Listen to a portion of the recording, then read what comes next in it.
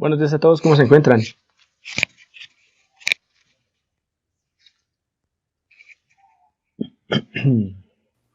Buenos días, ingeniero. Buenos días, ingeniero.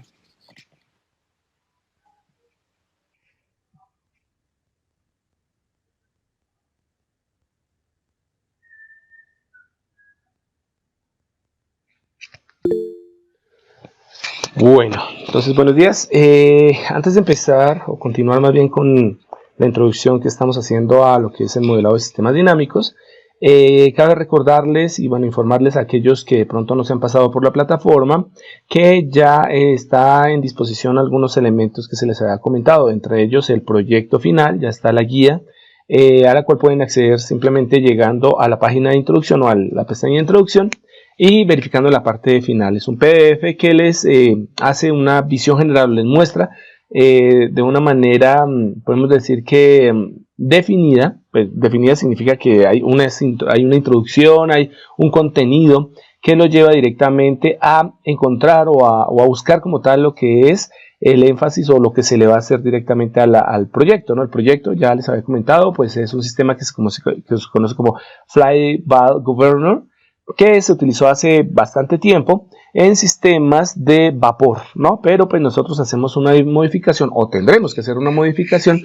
para que este sistema trabaje directamente con una parte instrumental. Van a tener que detectar movimientos, específicamente ángulos, de unos componentes del mecanismo.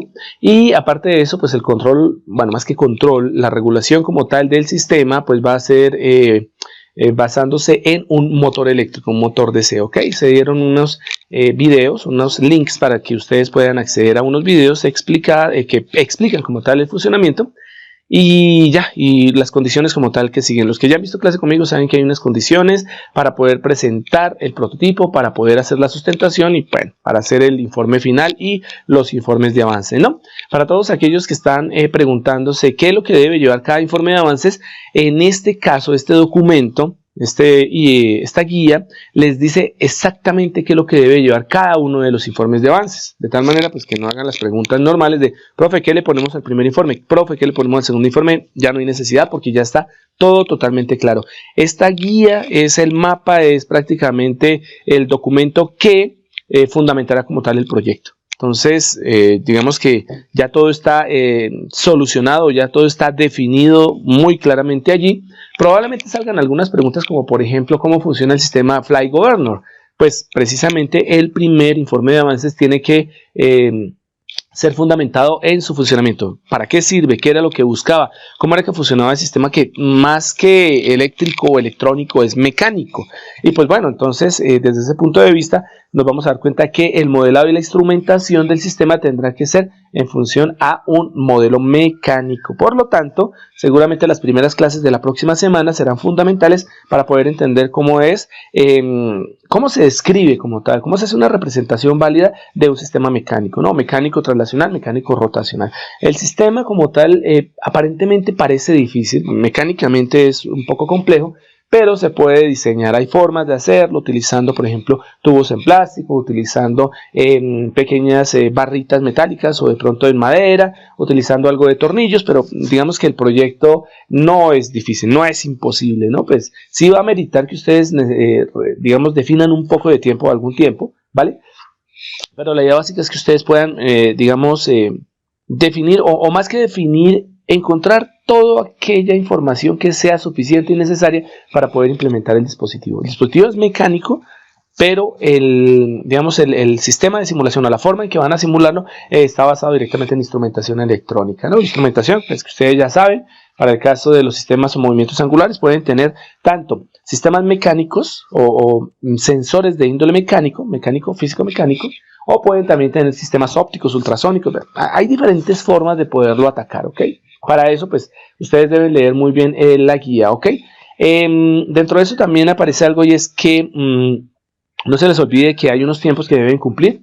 No se les olvide que ahora la plataforma pues ya tiene la capacidad de poder recibir archivos grandes. Entonces, por lo tanto, ya digamos lo que sería el uso de la plataforma para poder enviar sus trabajos, sus informes, etcétera, etcétera, pues ya está, digamos que funcional, ¿no? Entonces no hay ningún inconveniente, ya no necesitamos buscar el correo electrónico, a excepción de la carta de acta de inicio que la estamos ajustando, pero ya hoy en la tarde la tendrán todos ahí en su plataforma. Bueno, más que en la plataforma, esa sí va al correo porque va a través del Drive, para que por favor regalen la firma y la próxima semana yo pueda pasar esos documentos a la escuela, ¿vale? Eso será lo primero. Hay unos videos, ya les había comentado unos videos que son de iniciación al curso, están en inglés, pero son unos videos explicativos bastante interesantes. Les recomiendo que por favor los miren también, los vean, ¿ok? Y por último, pues no pude subir los instaladores directamente, no pude subir los ejecutables del instalador, para que ustedes pudiesen descargar directamente lo que es el Scilab, tanto para la versión de 32 como de 64 bits, pero entonces, digamos por unos cuantos megabytes, como no se pudo, puse directamente lo que es los enlaces, ¿ok? Entonces simplemente es darle clic al enlace y el enlace los envía directamente a la página de Scilab, exactamente al punto donde está el instalador 6.1.1 del Scilab que vamos a trabajar. Por favor, que sea el 6.1.1, no vaya a ser otro diferente, porque ustedes pueden encontrar repositorios o otros enlaces donde ustedes pueden descargar, por ejemplo, el 504, que es bien interesante, 540, que es uno de los Scilab bien interesante, porque utilizaba también unos recursos que, digamos, para modelar eran muy buenos, eran una especie de toolbox, pero se fueron descontinuando, da igual. Entonces, bajo ese criterio, pues bueno, es posible que algún software parezca mejor, pero realmente la gracia es que podamos trabajar la compatibilidad entre los archivos, ¿ok? Para el momento que tengamos que empezar las simulaciones. Y bueno, creo que no hay nada más que decir con respecto a la plataforma, entonces yo creo que ya podemos empezar la clase, bueno, continuar la clase, ¿ok? Bueno, vale, quiero empezar desde acá, bueno, desde un poquito más atrás, por acá. Por favor me informan si pueden ver la presentación en este momento. A ver, ahí. ¿La ven?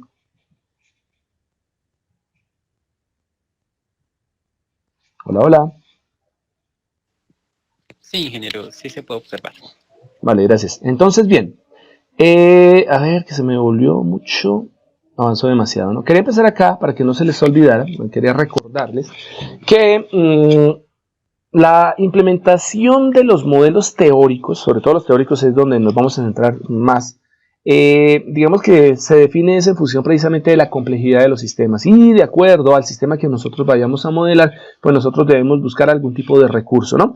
Nosotros no nos vamos a ir por los sistemas de caja negra, ni nos vamos a ir por los de caja gris oscura, sino que nos vamos a ir por aquellos que están de caja blanca, es decir, de aquellos que necesitan o requieren, por ejemplo, el control, el diseño para poder implementar estos mecanismos matemáticos, estas representaciones que nos permitan, pues obviamente trabajar el modelo, ¿no? Y implementar el modelo, porque pues lo primero y lo primordial es entender cómo funciona el sistema, el modelo, digamos, real, ¿cierto? Para poder llevarlo al modelo matemático, ¿ok?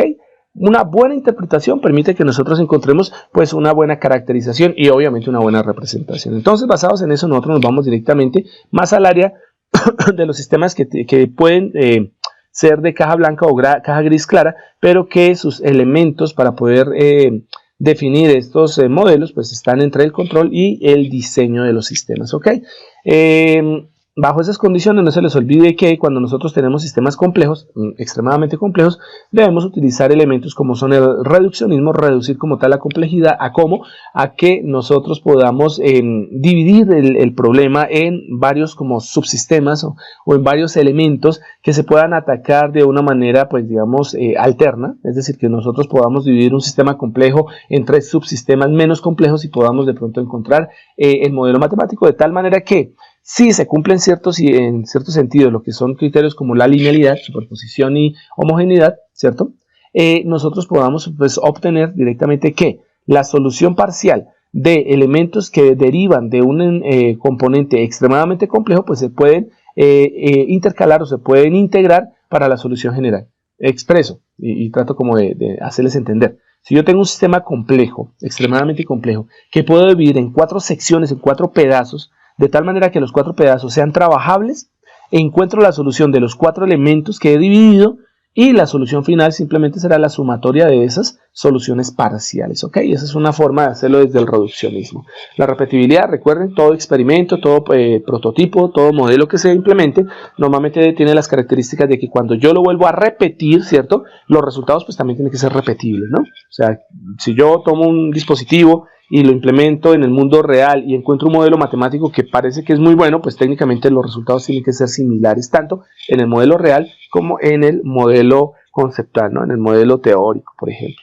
Y en la refutación, recuerden que no es 100% válido decir que un modelo es perfecto, porque los modelos pues tienen una tendencia a sufrir incertidumbre, a tener cierto grado de error. Por lo tanto, nosotros lo que tenemos son aproximaciones, y como buenas aproximaciones, una aproximación puede ser refutada en el sentido de que de pronto puede cambiar las características cuando, por ejemplo, ponemos más componentes, eliminamos componentes, generamos nuevos, digamos, comportamientos en función a nuevas señales, podemos de pronto incluir o no incluir perturbaciones o ruidos. Hay elementos que hacen que un modelo cambie dramáticamente o cambie mucho, de tal forma que nosotros decimos, hey, no existe un único modelo, sino que nosotros podemos encontrar unos mejores y obviamente encontraremos algunos peores. ¿Cuál es el truco? Encontrar el que mejor se acomode a nuestras necesidades. No el perfecto, porque no lo van a encontrar, ¿ok? Entonces a eso se le conoce como la aproximación del modelo, ¿vale? Y pues bueno, las aproximaciones pueden sufrir de refutación, ¿no? Contradicciones. Dentro del modelado experimental y teórico, recuerden muy bien que una cosa es el sistema y otra cosa es el proceso. El sistema es lo físico, lo tangible, y el proceso como tal es el intercambio energético, ¿no? Entonces, basados en eso, hay dos elementos importantes cuando definimos el modelado teórico y el modelado experimental. En el modelado teórico se hace un análisis, en el modelado experimental se hace una identificación. Como su nombre lo indica, para el modelado teórico, el análisis consta de ¿qué? De que ustedes puedan interpretar y encontrar unas ecuaciones que generalmente se dan en forma de ecuaciones diferenciales parciales o ecuaciones diferenciales ordinarias, según si estamos trabajando sistemas de parámetros distribuidos o sistemas de parámetros concentrados. Ya ahí aparece en la segunda línea, en el segundo párrafo, qué ecuación pertenece a qué tipo de sistema, ¿ok? Entonces, teniendo en cuenta eso, ojo a esto, el modelado teórico se basa directamente en encontrar esas ecuaciones que, digamos, de una manera apropiada también se conocen como ecuaciones analíticas o sistemas analíticos, en donde ustedes puedan manipular directamente la ecuación de tal manera que ustedes puedan observar los resultados sobre esas ecuaciones, sobre todas sus representaciones, tanto gráficas como matemáticas.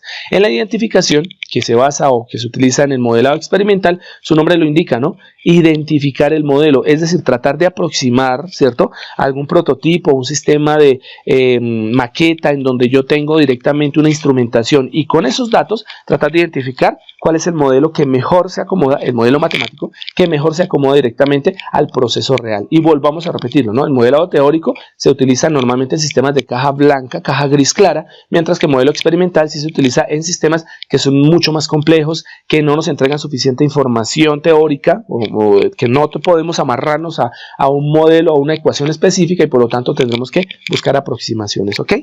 Y aproximaciones a partir de los datos. Y eso es lo que dice la tercera línea, ¿no? El tercer párrafo. Modelado teórico utiliza ecuaciones, ¿listo? Ecuaciones de balance, ecuaciones de estado, ecuaciones fenomenológicas o basados en el fenómeno, ecuaciones de interconexión entre sistemas, etcétera, ¿vale? Y la identificación de sistemas, que viene directamente del modelado experimental, se basa directamente en los datos de mediciones. Por lo tanto, al decir datos de medición, estamos hablando directamente ¿de quién? De instrumentación, de sensores, ¿listo? De acondicionadores de señal. Por lo tanto, va a ser muy importante en el modelado experimental tener un buen sistema de instrumentación, un buen sistema de acondicionamiento de señal, un buen sistema de procesamiento, porque es que los datos no van a servir de nada si no tengo un procesador que trate de buscar esos patrones que se generan a partir de los datos obtenidos, ¿ok? Bajo el concepto de que el modelado experimental puede tener dos tipos de modelos, o sea, dos tipos de representaciones adicionales, que son los modelos paramétricos y los no paramétricos, entonces tenemos que diferenciar, ¿cierto?, cómo obtenemos, ¿cierto?, los parámetros para los sistemas no paramétricos, o de qué manera nosotros ya definimos un elemento, una variable, ¿cierto?, en los modelos paramétricos, ¿ok? De tal forma que nos íbamos a mirar directamente algo como esto, ¿no? ¿Qué es lo que pasa cuando nosotros obtenemos una ecuación? Llámese que la ecuación sea parcial diferencial o de pronto sea ordinaria, ¿no? Vamos a suponer que obtenemos ecuaciones diferenciales parciales, de las más pesadas, de las más difíciles, porque recuerden que las ecuaciones diferenciales parciales dependen de varias, ¿sí?, de algunas variables, no de una, sino de algunas variables independiente, ¿no? Y que, pues ya lo recordamos, anteriormente lo habíamos dicho, ¿cierto? Esas variables son el tiempo y el espacio. ¿Listo? Generalmente son el tiempo y el espacio para sistemas físicos. Entonces, bien, vamos a suponer que encontramos directamente una ecuación diferencial y que fue pues, la más fuerte de todas, la ecuación diferencial parcial, ¿ok? Vámonos por el lado de la izquierda, por la columna de la izquierda, en donde ustedes observan. Tenemos un modelo al cual logramos encontrarle una representación en forma de ecuación diferencial parcial de orden o de tipo más bien lineal, ¿ok? ¿Qué es lo que pasa con esa ecuación diferencial parcial? Pues bueno, su solución es compleja, por lo tanto lo que se va a buscar ¿qué es? Hacer una transformación de dicha ecuación diferencial parcial hacia una ecuación diferencial ordinaria. ¿Cómo se logra eso? Utilizando métodos de aproximación de parámetros concentrados. ¿Eso qué significa? Tratar de definir la ecuación diferencial parcial o solo en el tiempo o solo en el espacio. ¿Listo? De esa manera nosotros logramos directamente hacer la conversión de la ecuación diferencial parcial a ordinaria, pero ojo, lineal de orden n. ¿Y eso qué significa? Significa que vamos a tener una ecuación que es solucionable, pero si el orden es extremadamente alto, seguramente la solución va a requerir pues un poco más de tiempo, va a ser un poco más compleja. Entonces, ¿qué logramos hacer con esto? Pues bueno, al menos acabamos de tener o obtuvimos directamente nuestra ecuación diferencial ordinaria, entonces ya los métodos de solución son un poco más, digamos, asequibles, no fáciles, asequibles, ¿bien? Entonces, se busca un mecanismo para, si esta ecuación diferencial ordinaria de orden n se puede reducir en orden, eso existen métodos para hacerlo, ¿cierto? Entonces, aplicando el método de reducción de orden, podremos lograr directamente una ecuación diferencial ordinaria de orden inferior a n. ¿Eso qué significa? Si yo tenía una ecuación diferencial de orden 4 y logré descomponerla, lo más seguro es que voy a obtener, por ejemplo, dos ecuaciones diferenciales, supongamos de orden 2, y las ecuaciones diferenciales de orden 2 ya son más trabajables, son muy trabajables, son bastante sencillas de operar, ¿no? Para poder encontrar pues la respuesta del sistema. Entonces, bien, cuando logramos, si es que lo logramos, porque no siempre va a pasar así, pero siempre buscaremos el método para lograr la reducción. Si logramos la reducción de orden de la ecuación diferencial, entonces nosotros ya tenemos un elemento trabajable. Sin embargo, también se puede buscar algo y es lo siguiente. Hey, si nosotros podemos encontrar otro método, mire que estamos hablando como de métodos que se van aplicando, esas flechitas indican métodos que podemos aplicar para poder disminuir la complejidad de las ecuaciones, ¿vale? Si nosotros tomamos esa ecuación diferencial ordinaria de orden inferior a n, ¿listo?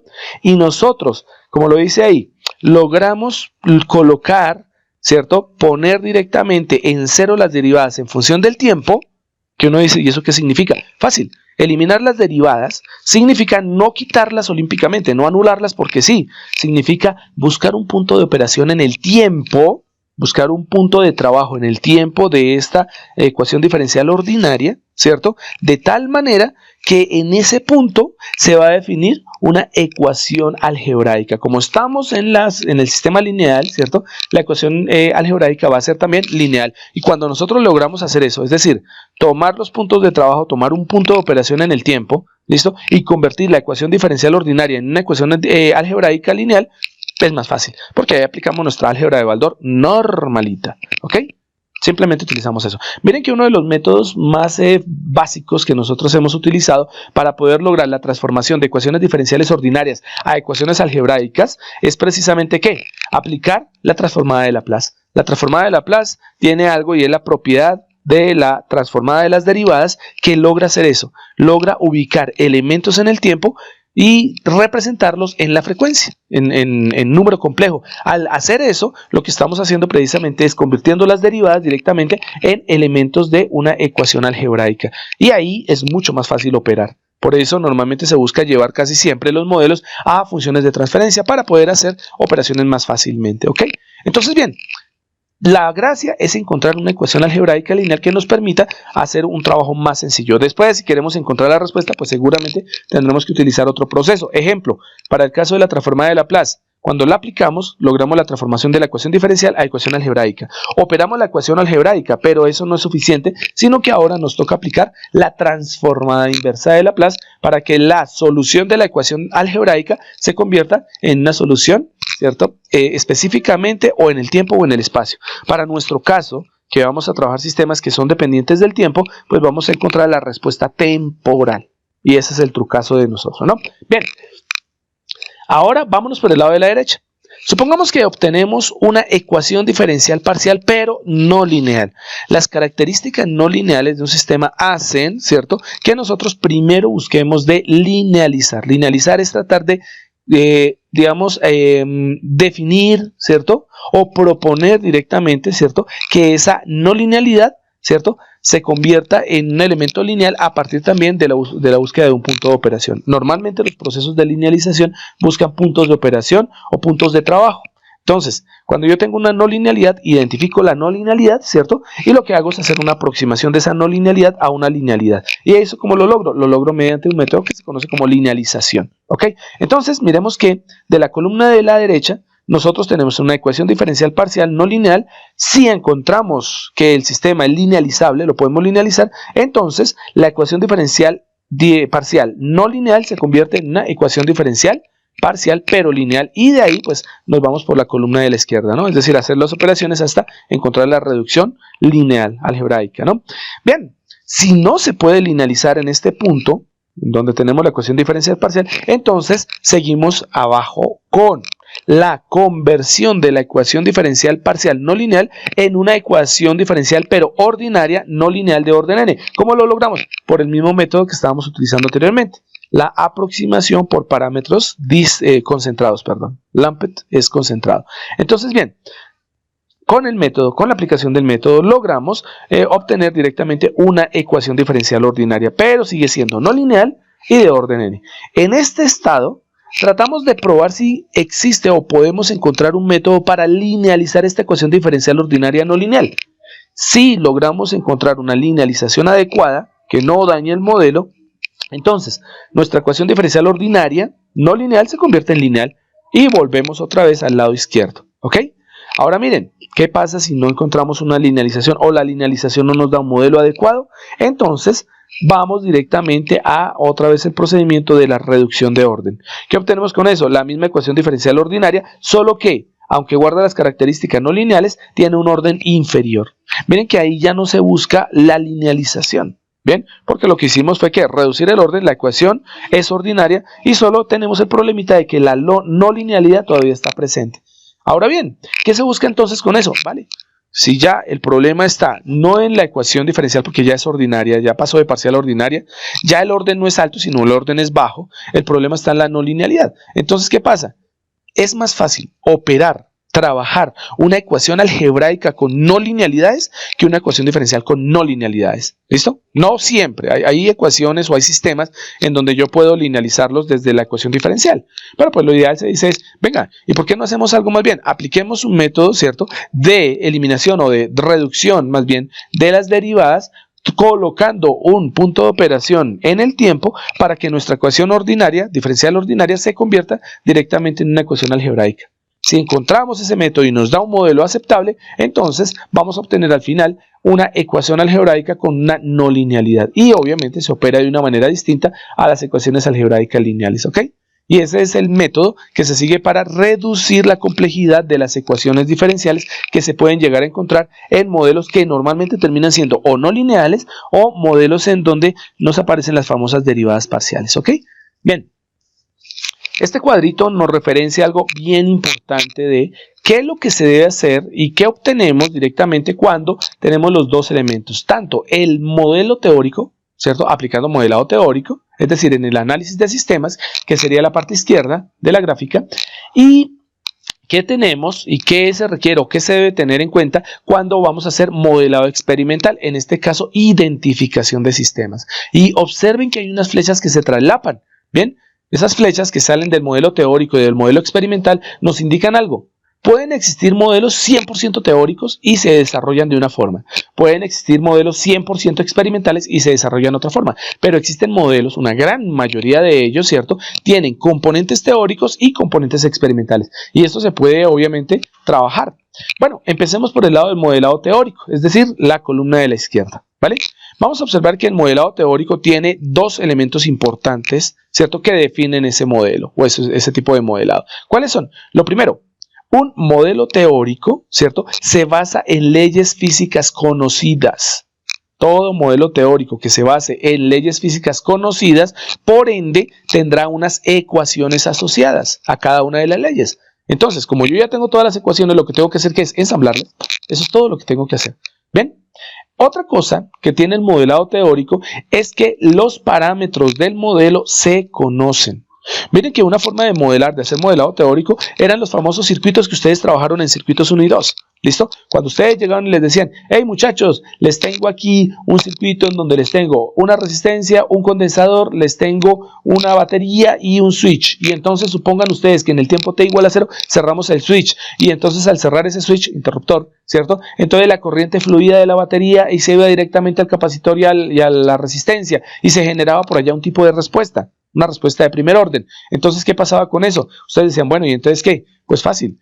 Si tienen los valores de C y de R, del capacitor y del resistor, y obviamente de la fuente, ustedes simplemente realizaban o ejecutaban como tal la labor de encontrar una representación matemática, les iba a dar una ecuación de primer orden, ¿listo? Una ecuación diferencial de primer orden, y después lo que hacían era simplemente pongan el valor de R, pongan el valor de C, y con eso calculaban el famoso tau de retardo, y calculaban como tal la sensibilidad o el crecimiento, ¿cierto?, de nuestra señal ante la presencia de, por ejemplo, un escalón unitario, o un escalón. Entonces, basados en eso, los parámetros eran conocidos. Ahora bien, supongamos que no les daban ni R ni C, no importa. C es la capacitancia, R la resistencia y no cambian. Se llaman siempre así.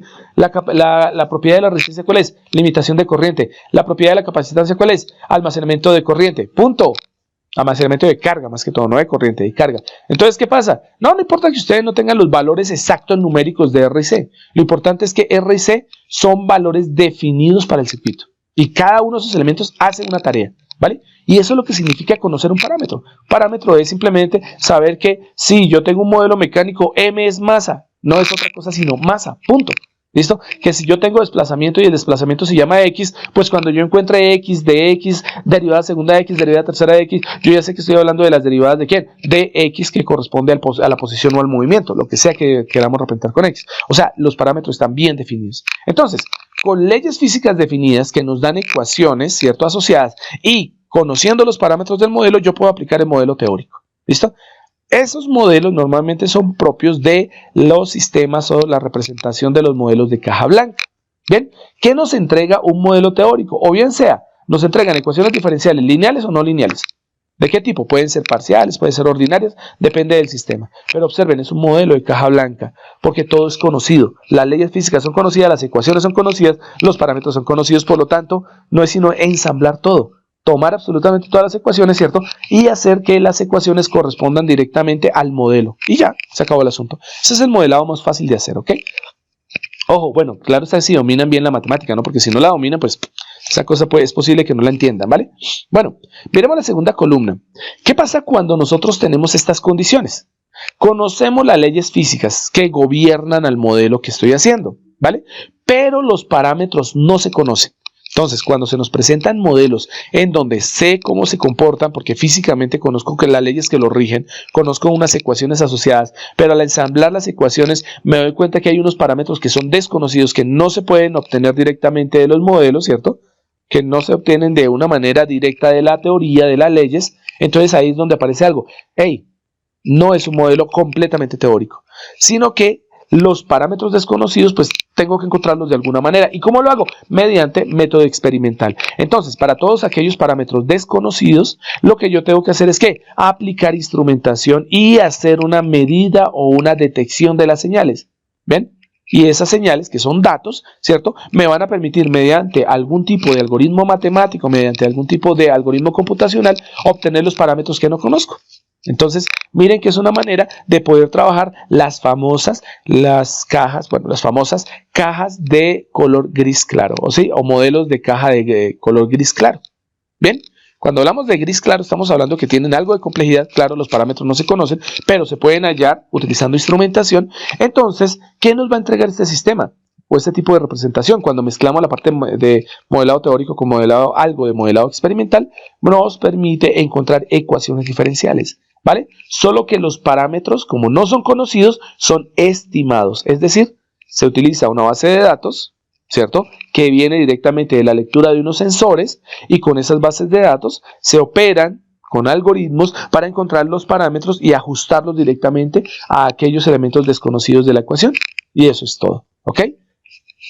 Observen que este modelo no es tan complicado. Bueno, la complejidad está en que tiene que montar la parte instrumental y tomar los datos y hacer un poco de algoritmia, ¿no? Hacer un poco de programación para poder obtener, digamos, los patrones que van a ir a representar cada uno de los parámetros dentro de la ecuación, ¿vale?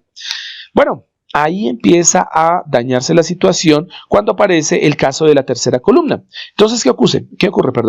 Observen que para que se presente el caso de la tercera columna, que es el caso de los modelos de caja gris oscura, observen que podemos tener algo teórico. ¿Qué es?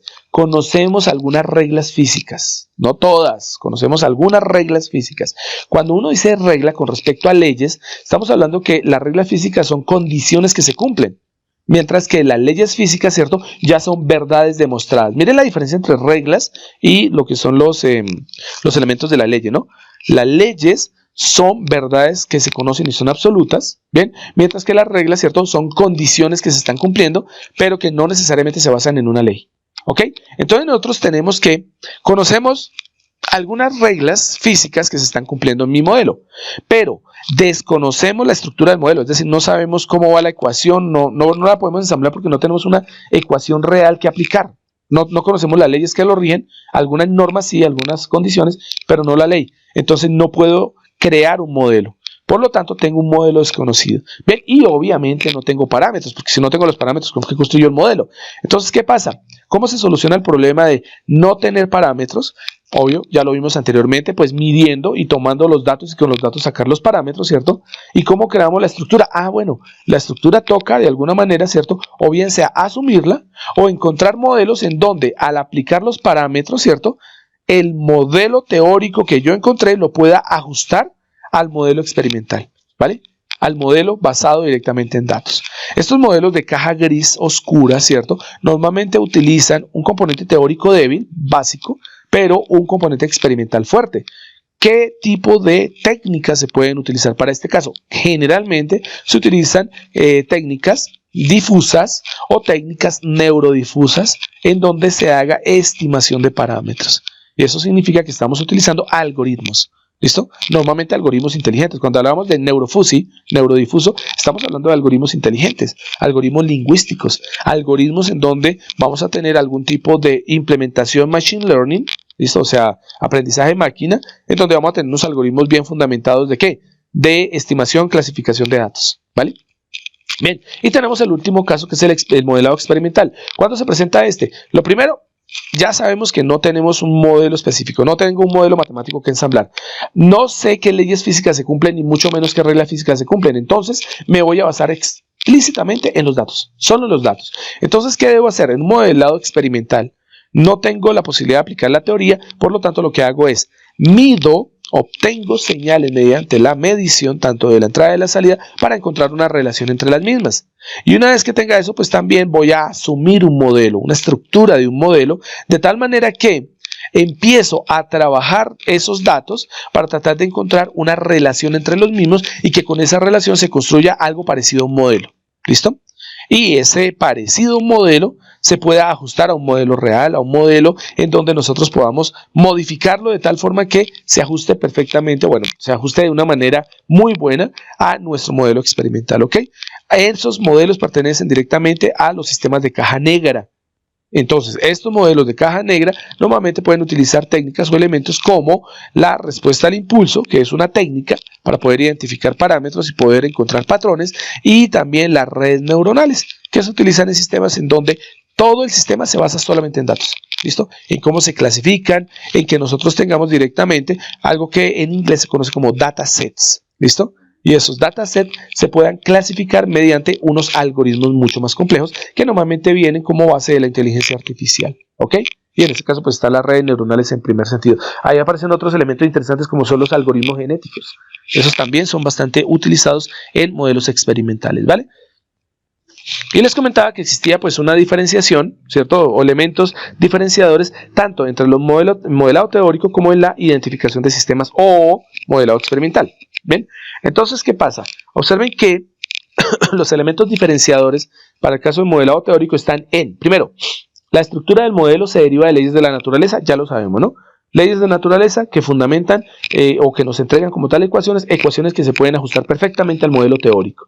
Mientras que en la identificación de sistemas, la estructura del modelo no se conoce, pero podemos asumirla. Podemos traer un modelo y decir, vamos a trabajar con este modelo, vamos a ajustarle los parámetros, los valores dados directamente por los datos obtenidos, a ver si ajusta. Si no ajusta, busquemos otro. ¿Listo? Normalmente el modelo se asume, mientras que en el modelado teórico es, digamos que exacto, o se puede encontrar un modelo que se condicione inmediatamente, o sea, el modelo ya existe. En la identificación del sistema, el modelo no existe, por lo tanto yo lo asumo y lo voy mejorando y lo voy cambiando y lo voy ajustando para que funcione en mi proyecto o en mi elemento experimental, ¿no? En el modelado teórico existe una relación entrada-salida. Saben ustedes que es salida sobre entrada, ¿no? Que nos define el comportamiento del sistema. ¿Listo? La relación Y con respecto a X, siendo Y la salida y siendo X la entrada, siempre nos va a dar una relación de transferencia o una función de transferencia. ¿Listo? Y esta normalmente es única para cada modelo. Mientras que en identificación de sistemas solo se identifica el comportamiento de entrada y salida. Es decir, ustedes no tienen la más remota idea si la relación entrada-salida les da las características del modelo. No se sabe, ¿vale? Pero ustedes solamente dicen, mire, la salida se comporta de tal forma a partir de que la entrada se comporta de tal forma y encuentran una relación entre ellas, ¿sí? Esa relación es la que va a permitir ajustar el modelo que podemos llegar a asumir, ¿vale? Bien, dentro del modelado teórico tenemos que los parámetros del modelo, los elementos, las variables del modelo, ¿cierto? Se dan en función a la propiedad que nosotros tengamos del sistema. Ejemplo, si yo lo que tengo es un circuito eléctrico y yo sé que el circuito eléctrico tiene un condensador, un inductor y una resistencia, yo conozco, ¿cierto? Las ecuaciones del resistor, del conductor, del capacitor, del inductor, ¿listo? ¿Y qué tengo que hacer? Ajustarlas, ¿bien? Ya las conozco, las propiedades del sistema se conocen. Y yo sé que eso es un modelo eléctrico, porque eso ahí es en el único sitio donde yo voy a encontrar resistores, capacitores e inductores, ¿vale? Todos los parámetros son propios y están definidos en el sistema como una propiedad. Mientras que en la identificación de sistemas, ¿cierto? Los parámetros son valores, ¿cierto? Valores que se le entregan, ¿listo? Pero que no son propios del sistema. Recordemos que estamos asumiendo el modelo. Por lo tanto, nosotros definimos una variable. No sabemos si esa variable esté o no esté. Solamente podemos decir que la variable existe o no existe cuando nosotros operamos los datos. Entonces, ahí no hay sino una representación numérica específicamente de aproximaciones. Sí, son aproximaciones, no sirve para absolutamente nada más. El modelo es válido en el caso del modelado teórico, es válido para cualquier proceso que se conozca y que tenga semejanzas. Por eso es que cuando nosotros modelamos un tanque, no nos inventamos las ecuaciones, sino que nosotros, ¿cierto? Tomamos las leyes físicas, tomamos las ecuaciones, ensamblamos nuestro modelo y después vamos a mirar en la teoría, en los libros, a ver si el modelo está por ahí y ¡tarán! Casualidad, si está por ahí, ¿ok? Entonces, un modelo normalmente es aplicable a múltiples sistemas que tengan características similares. ¿Listo? Por ejemplo, un ejemplo práctico del modelo teórico está en el hecho de las analogías. Cuando yo tengo un circuito electrónico, ¿listo? Un circuito electrónico con sus componentes electrónicos, dichos elementos electrónicos y dicho circuito tienen un componente análogo, tienen una forma análoga de verse, por ejemplo, en sistemas hidráulicos. Un tanque hidráulico, un tanque como tal de agua, de líquido, en un sistema hidráulico es análogo a tener un capacitor en un sistema eléctrico. ¿Listo? En un sistema eléctrico, en un sistema eléctrico, una resistencia, un resistor, ¿cierto? Es análogo a tener una llave en un circuito hidráulico. Entonces, ¿qué pasa con las analogías? Fácil, que yo puedo tener un modelo hidráulico, como yo sé que hay una analogía que se parece, que el modelo es válido también para los modelos eléctricos, yo puedo cambiar algunos parámetros del modelo hidráulico, convertir mis ecuaciones al modelo eléctrico, operarlas al modelo eléctrico, porque yo sé, yo soy un duro, nosotros estamos estudiando electrónica, ¿listo? Del modelo eléctrico, y los resultados después vuelvo y se los pongo directamente a mi modelo hidráulico, y sí, puedo hacerlo por analogía. ¿Ven? Los modelos son válidos para diferentes elementos que tienen características análogas, ¿listo? Mientras que en la parte de identificación de sistemas, el modelo solo es válido para el prototipo que ustedes están hallando, que están trabajando en ese momento. Ingeniero, es que el grupo número 1 de modelado hizo el proyecto, hizo el prototipo y encontró unos datos, ¿listo? Y el grupo número 2 de modelado fue e hizo lo mismo, solo que cambió ciertas características de su modelo y encontró otros. ¿Cuál de los dos grupos tiene la razón? Ambos grupos tienen la razón. ¿Por qué? Porque si lo que hicieron fue identificación de sistemas, cada grupo o cada modelo hallado por grupo, ¿cierto? Es válido para su prototipo. ¿ok? No para el otro. Por eso no podemos esperar, y eso es lo que espero este semestre, ¿ven? Que tengamos las mismas respuestas. O sea, si yo veo dos grupos que tienen exactamente las mismas respuestas, ahí hay algo raro, porque utilizaron un prototipo y sobre ese prototipo encontraron los datos, y por lo tanto con esos datos armaron el modelo. Entonces, ¿cómo puede ser posible que dos modelos sean idénticos, cierto? Si ustedes tienen dos estructuras distintas. Entonces, ahí es donde uno, por ejemplo, puede identificar el caso de la copia, ¿no? En donde uno dice, es muy difícil que les dé exactamente lo mismo. Puede darle parecido, listo, puede darle parecido, pero no les puede dar la misma data. Los datos van a ser totalmente distintos. Entonces, podemos implementar un único proyecto porque sabemos que los modelos van a ser diferentes en función a ¿qué? En función a que los datos que van a capturar y lo que son los elementos del prototipo, la forma en que ustedes ensamblen su prototipo, va a ser totalmente distinto y les va a dar diferentes cosas. ¿Ok? Miren que este semestre lo que estamos haciendo es modelo teórico, pero la aplicación real al final del proyecto es más identificación de sistemas, es más modelo experimental. ¿Ok? Entonces el modelo solo es válido específicamente para el modelo en donde se está aplicando la instrumentación. Bien, ¿qué más tenemos en el modelado teórico? Los coeficientes del modelo no se conocen con exactitud. Cuando yo tengo la ecuación del sistema RC, del circuito RC, la ecuación del circuito RC pues tiene una resistencia y un capacitor. ¿Cuáles son los valores de esa R y esa C?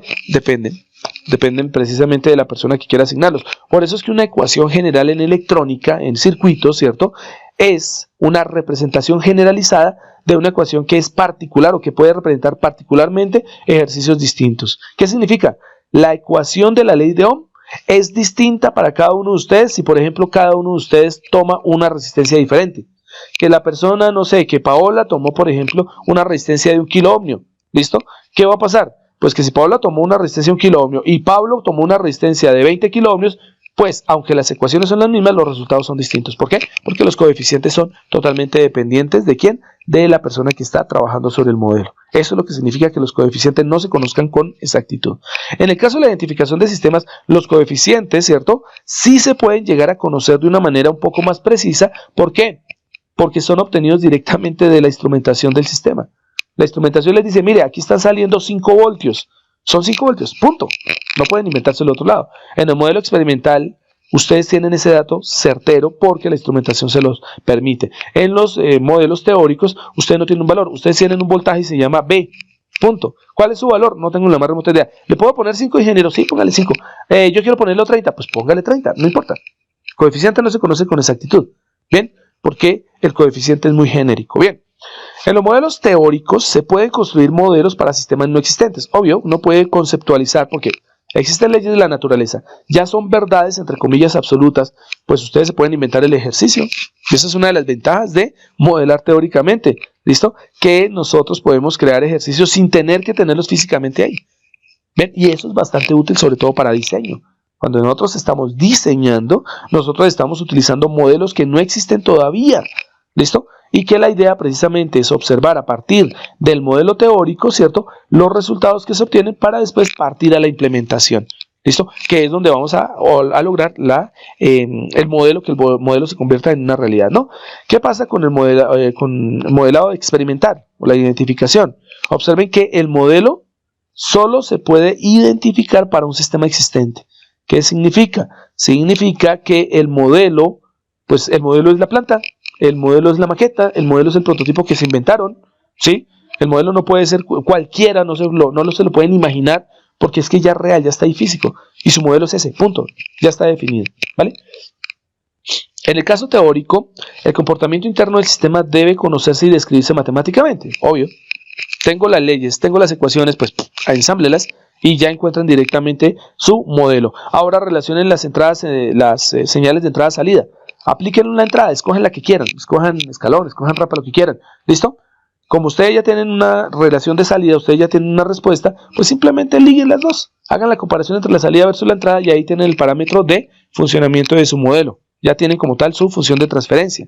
Mientras que en la identificación de sistemas, ¿cierto?, vamos a ver que nosotros, o la identificación de un sistema o el modelo que vamos a plantear, ¿cierto?, desde el punto de vista experimental, depende específicamente de ¿qué? Depende específicamente de los datos. Pero si yo tomo ese modelo instrumental y se lo pongo a otro sistema idéntico o parecido, el modelo experimental me va a dar también datos. Punto. Por lo tanto, Aquí nosotros no debemos conocer los valores, no. Simplemente lo que tenemos que hacer es poner los instrumentos, ¿cierto? Poner nuestros sensores, capturar los datos y ya. Eso es todo lo que tenemos que hacer. Entonces, nosotros tenemos una independencia del sistema investigado. O sea, solo tenemos datos. ¿Ven? Modelado teórico, los procesos que son largos requieren mucho tiempo para su trabajo. Eso es cierto.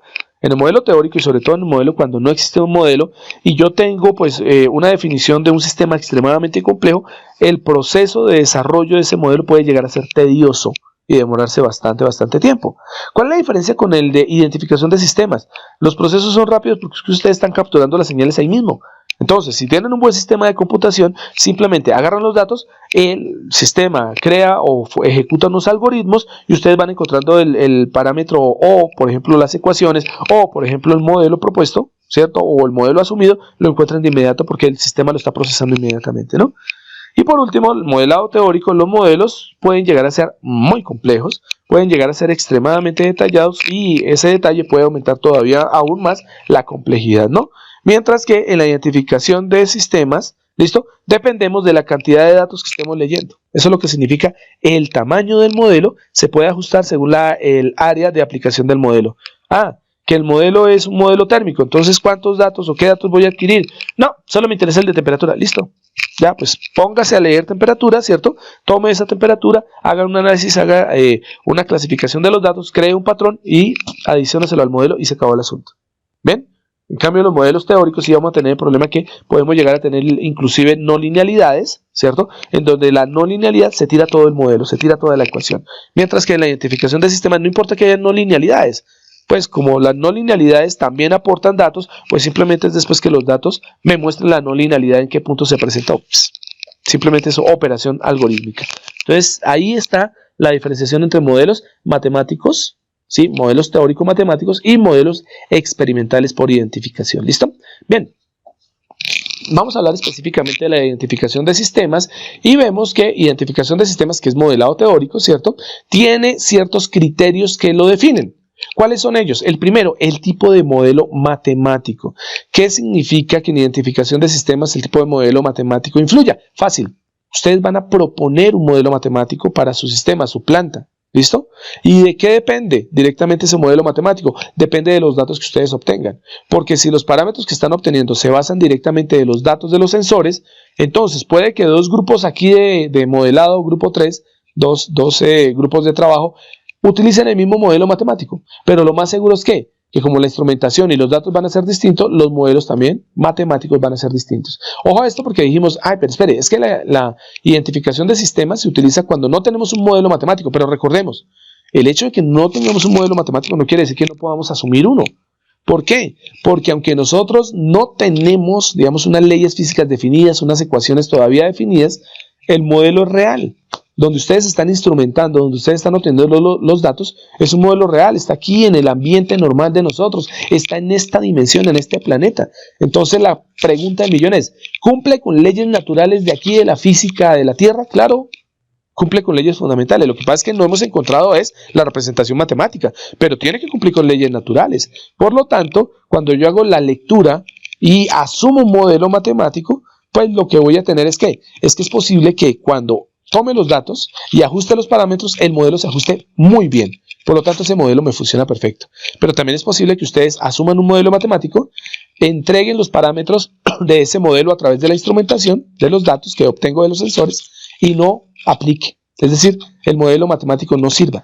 ¿Qué debo hacer? Volver a encontrar otro, ajustarlo, cambiarlo, ¿cierto? Tratar de pronto de modificar algunas características como tal del modelo, algunos parámetros, ¿cierto? Eliminar algunos, agregar otros, pero la idea básica es que tengo que ajustarlos o cambiarlos. Punto. Entonces el modelo matemático que se asuma digamos el válido, es el que mejor se ajuste a los parámetros de identificación, ¿no? O los datos. Bien, también tenemos el criterio del tipo de señales de prueba empleada. No se les olvide que en señales y sistemas vimos que existen diferentes tipos de señales. Hay una gran clasificación, una familia. ¿Cuáles son? Las señales de tipo transitorio, las señales de tipo periódico, ¿no? Dentro de las señales de tipo transitorios, ¿cuáles están? Están el delta de Dirac, ¿cierto? O impulso, también depende. El delta de Dirac o impulso. impulso, el pulso, ¿cierto? Lo que conocíamos como la famosa señal escalón, la señal rampa, la señal parabólica, y podemos tener algún tipo de señales exponenciales, tanto crecientes como decrecientes, o señales, por ejemplo, logarítmicas. No hay ningún problema, ¿vale? Y las periódicas, pues ya saben que son las senoidales, cosenoidales. Entonces, ¿qué pasa? Pues que no es lo mismo en identificación de sistemas, cuando estamos haciendo modelado experimental, aplicar un escalón a un prototipo que aplicar una rampa a un prototipo. Van a cambiar muchísimo los datos que estamos obteniendo. Por lo tanto, debe escogerse un tipo de señal o un conjunto de señales que permita validar los parámetros del modelo experimental cuando se pasan directamente a un modelo teórico propuesto.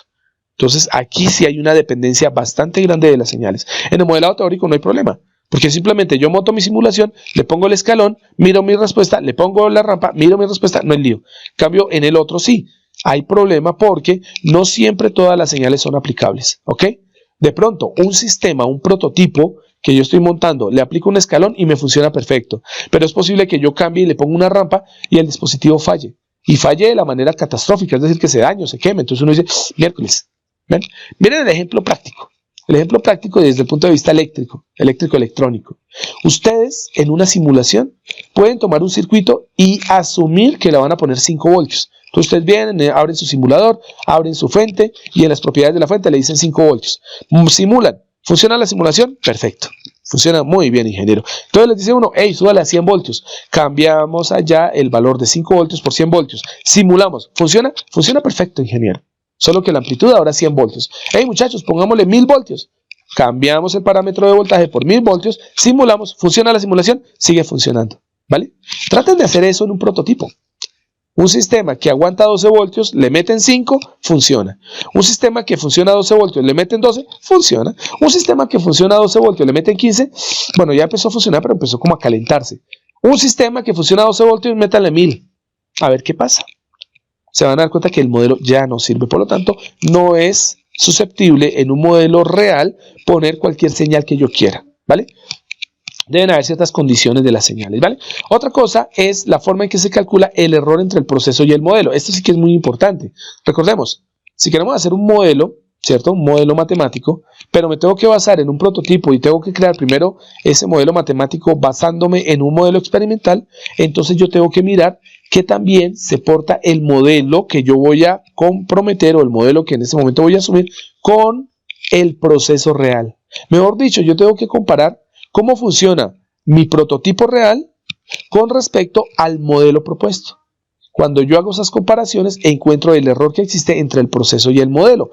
¿Cómo se calcula ese error? Pues hay una dependencia porque 3 formas diferentes de calcular el error se pueden presentar y nosotros vamos a ver las 3 en la siguiente diapositiva, ¿vale? También depende de la forma de ejecución del experimento y su evaluación. ¿Qué significa? No es lo mismo, ¿cierto?, tomar los datos y procesarlos inmediatamente que tomar los datos y guardarlos en una base para utilizarlos a posteriori. Por lo tanto, vamos a ver que cuando se hace experimentación, ¿cierto?, debemos tener en cuenta que podemos hacer el procesamiento inmediato, que sería algo parecido como a real time, a tiempo real, en tiempo real, o podemos hacer el modelado posterior a la obtención de los datos. Y eso permite la manipulación de los datos de diferentes formas, ¿no? Entonces esa forma de ejecución del experimento la vamos a ver también adelante, porque es muy importante. Y por último, el algoritmo empleado para el procesamiento de datos. Claro, no todos los enfoques o no todas las estrategias de Machine Learning funcionan. Por eso, cuando ustedes vean Machine Learning, cuando vean aprendizaje de máquina como un recurso para la inteligencia artificial, se van a dar cuenta que existen múltiples métodos de clasificación. Es más, hasta depende de si el sistema es supervisado o no supervisado. Entonces los datos, al sufrir un tratamiento por cada uno de esos métodos, van a entregar diferentes resultados. Por lo tanto, van a haber métodos mucho más acordes a mis datos que otros. Entonces, por ejemplo, puedo tener Random Forest, puedo llegar a tener, por ejemplo, algún tipo de representación, por ejemplo, a ver qué más se me ocurre en este momento, a ver si me acuerdo. Random Forest, pueden utilizar un método, por ejemplo, PCA, pueden utilizar, por ejemplo, el método Naive Bayes. O sea, hay múltiples métodos de Machine Learning en donde el algoritmo nos entrega diferentes, y anoten esto, rendimientos. Y eso es lo que se va a evaluar en el algoritmo, el rendimiento. Hay algoritmos que funcionan muy bien y me dan un rendimiento alto, como hay algoritmos que funcionan muy mal con los mismos datos y me dan un rendimiento bajo. Por lo tanto, voy a tener diferentes respuestas en función a los algoritmos que yo pueda proponer o utilizar. ¿Ok? Bien. Cuando nosotros hacemos el modelo matemático, hacemos la propuesta del modelo matemático y tenemos los parámetros, podemos tener dos casos, ¿no? Lo primero, que tengamos un modelo que sea de orden paramétrico, y lo segundo, que tengamos un modelo de orden no paramétrico. Y como su nombre lo indica, en los modelos paramétricos, las ecuaciones que se obtienen de modelo, ¿cierto?, normalmente contienen por defecto los parámetros que se incluyen en el proceso. La velocidad, la temperatura, el flujo, la posición angular, cualquier tipo de parámetro ya se define desde el punto de vista experimental en modelo paramétrico. Una de las cosas para diferenciar un modelo paramétrico es el siguiente: si dentro del modelo experimental uno de los componentes es la velocidad, dentro de la ecuación me aparece la velocidad como uno de los componentes, ¿no?, una de las variables, uno de los parámetros, y yo utilizo un detector de velocidad, es decir, yo utilizo un tacómetro y los datos los saco directamente del tacómetro. ¿Qué datos estoy obteniendo? Los de velocidad. ¿Y a quién se los ajusto? Pues a la velocidad. No se los puedo ajustar a nadie más. Yo no puedo tomar los datos de un tacómetro que me da datos de velocidad y ajustárselos directamente a flujo. No tiene sentido. O no se los puedo ajustar a temperatura. No. Entonces, ¿qué pasa? Cuando un modelo tiene ciertos parámetros y estos parámetros se pueden implementar en sensores o a través de sensores, el parámetro se conoce y ese modelo termina siendo de tipo paramétrico. ¿Qué es un modelo no paramétrico experimental?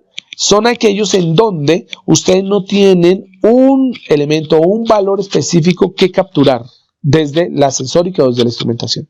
Ustedes no pueden capturar ese valor de manera directa.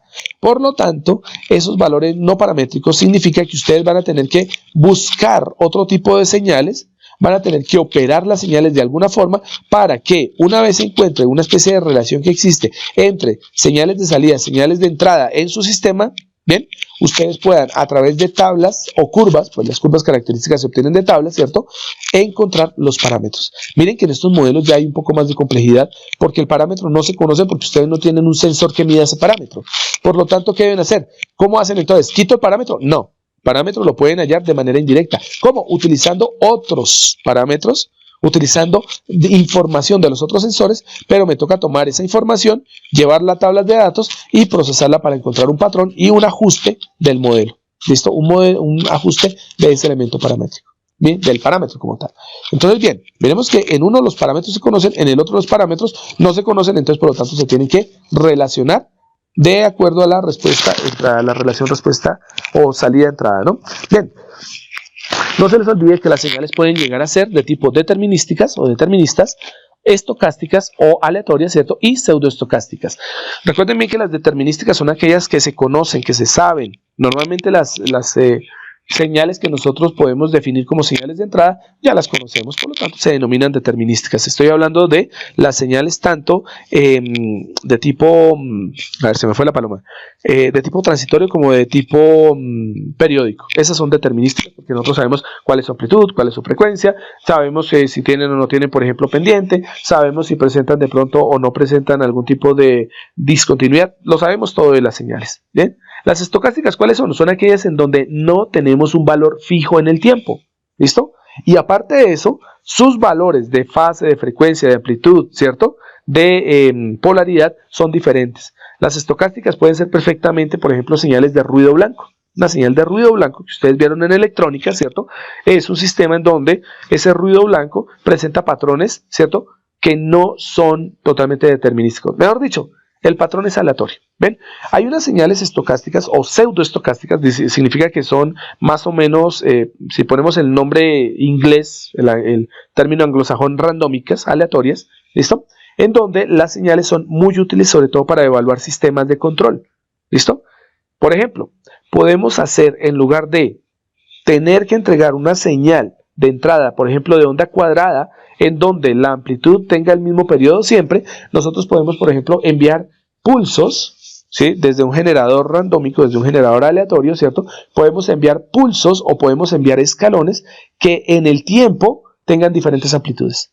De tal manera que cuando yo tengo esas diferentes amplitudes, yo no sé qué señal va a entrar. Lo importante es que sé que van a aparecer escalones, solo que los escalones en amplitud pueden aparecer aleatoriamente.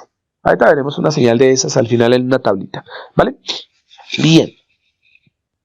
Y aquí es donde aparece lo que es la medida del error. Recordemos, ¿para qué hacemos una medida del error? Fácil, estamos hablando de experimentación, estamos hablando de modelos experimentales. Dijimos que vamos a asumir, ¿cierto? Un modelo matemático. Y ese modelo matemático vamos a ver si nos sirve para un proceso que estoy experimentando, un proceso en donde estoy haciendo una instrumentación y encontrando unos datos. Entonces, ¿cómo yo sé que mi modelo está bien o está mal? Fácil. Cuando yo encuentro los parámetros de mi modelo, se los ajusto, lo que debo hacer simplemente es comparar las entradas o la forma en que responde el modelo con respecto a cómo responde el proceso. ¿Cuál debería ser la conclusión final? Si un modelo está bien gestionado, si un modelo se asumió y se ajustó de una manera adecuada al proceso, las señales que obtenga del proceso tienen que ser idénticas o muy parecidas, ¿cierto? Muy aproximadas a las señales que obtendría del modelo. Entonces miren que para la medida del error necesito correr los dos sistemas, es decir, necesito que el proceso esté en funcionamiento, estar tomando datos inmediatamente, ¿cierto? Procesándolos, pero a su vez necesito que el modelo esté corriendo, por ejemplo, en una simulación. Y en el momento de que proceso y modelo estén corriendo, simplemente lo que hago es que comparar las señales entre ellos. Y las señales deberían parecerse, ¿vale? Si las señales se parecen y yo hago una resta de las mismas, ¿qué debo obtener? El error. Entonces, si yo comparo la señal, tomo la señal del proceso y le resto la señal del modelo, ¿cierto? Y obtengo que ellas son iguales, pues la diferencia de las dos me tiene que dar o tender a cero, ¿no? Me tendría que dar cero. El error sería cero. Si el error es pequeño o es cero, me está identificando que el modelo y el proceso se parecen. Por lo tanto, acabo de validar mi modelo porque está funcionando igual que el proceso. ¿Listo? Por lo tanto, ¿qué se busca para validar el modelo? Fácil, que el error sea cero o que el error sea mínimo, muy pequeño. ¿Ok?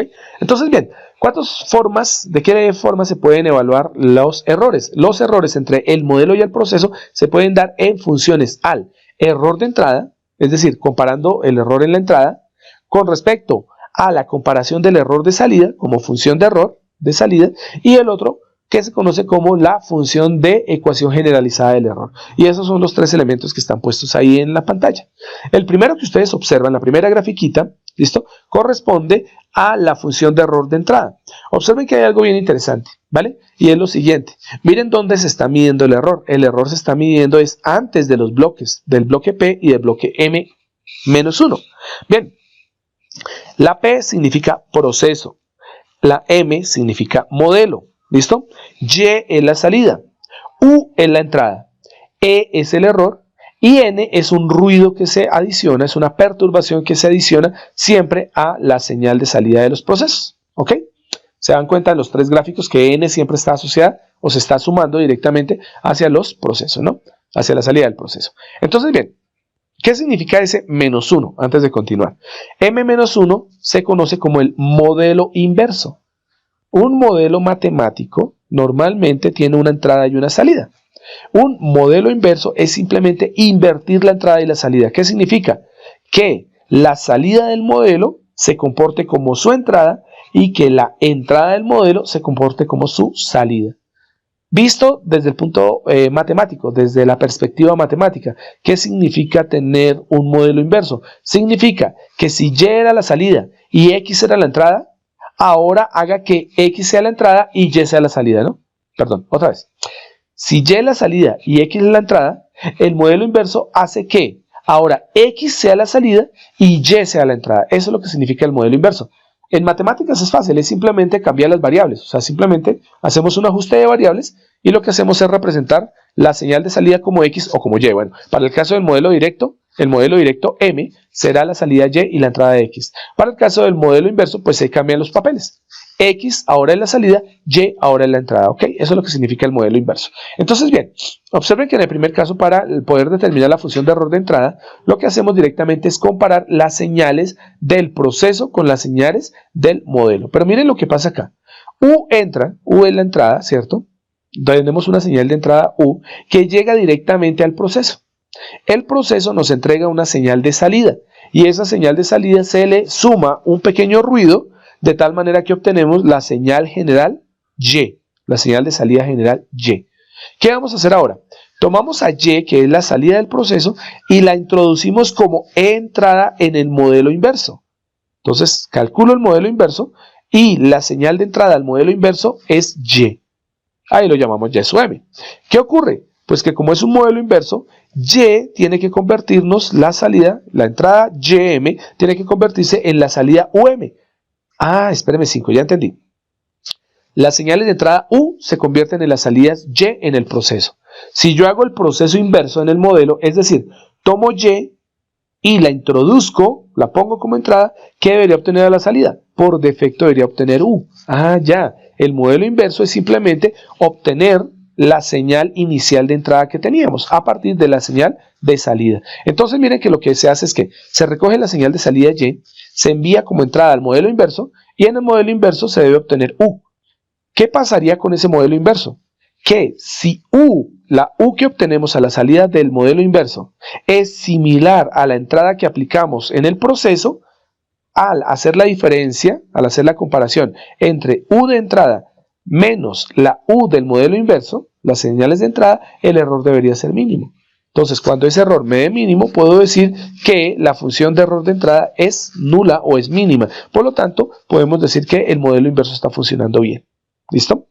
Bien, en el segundo caso, que es la función de error de salida, lo que podemos observar es que es fácil, ¿no? Tenemos el proceso P, tenemos el modelo M, a ambos le introducimos la entrada U simultáneamente, ¿ok? Entonces entregamos la entrada U a P y a M, ¿y qué vamos a obtener? Dos salidas. La salida del proceso P le sumamos, o a la salida del proceso P, le sumamos el ruido N, noise, ¿listo? ¿Qué vamos a obtener? La salida Y. De la salida del modelo, al aplicarle U, obtenemos como salida Y sub M. Miren que ahí el modelo es el directo, no el modelo inverso, sino el modelo directo, ¿no? Entonces, ¿qué vamos a hacer al final? Lo que vamos a hacer es comparar simplemente la salida del proceso Y con la salida del modelo Y sub M. Y al hacer la comparación, el error debería ser mínimo. Si el modelo se ajusta muy bien al proceso, el error de salida al comparar las dos salidas, la del proceso y la del modelo, debería darnos nulo o debería darnos muy bajo. Y esa es la forma de saber que el modelo está bien implementado. Y la otra forma es la ecuación generalizada del error o la función de generalizada del error, en donde lo que se hace es que se compara el proceso P, pero ahí se hace un híbrido entre la función de error de entrada y la función de error de salida. Entonces lo que se hace es que se implementa el modelo directo M1 y se halla el modelo inverso M2. Ok, obviamente M1 y M2 están correlacionados, ¿vale?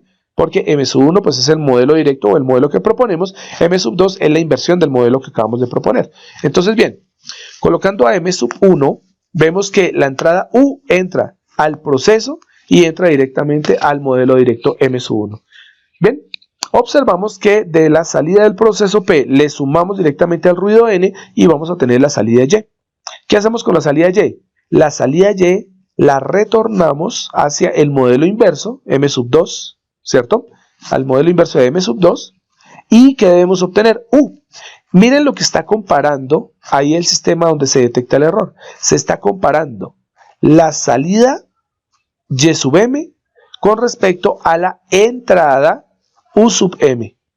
Mejor dicho, en otras condiciones, en otras palabras, estoy comparando la salida del modelo con la entrada del modelo. ¿Qué se supone que debería darnos el error cuando la salida y la entrada se parecen en los modelos directo e inverso?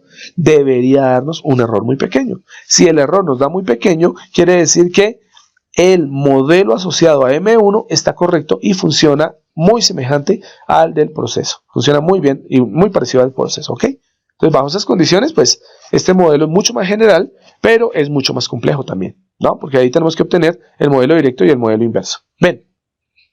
Aquí aparecen unos elementos que son bien importantes cuando hablamos de sistemas de identificación o identificación de sistema, ¿no?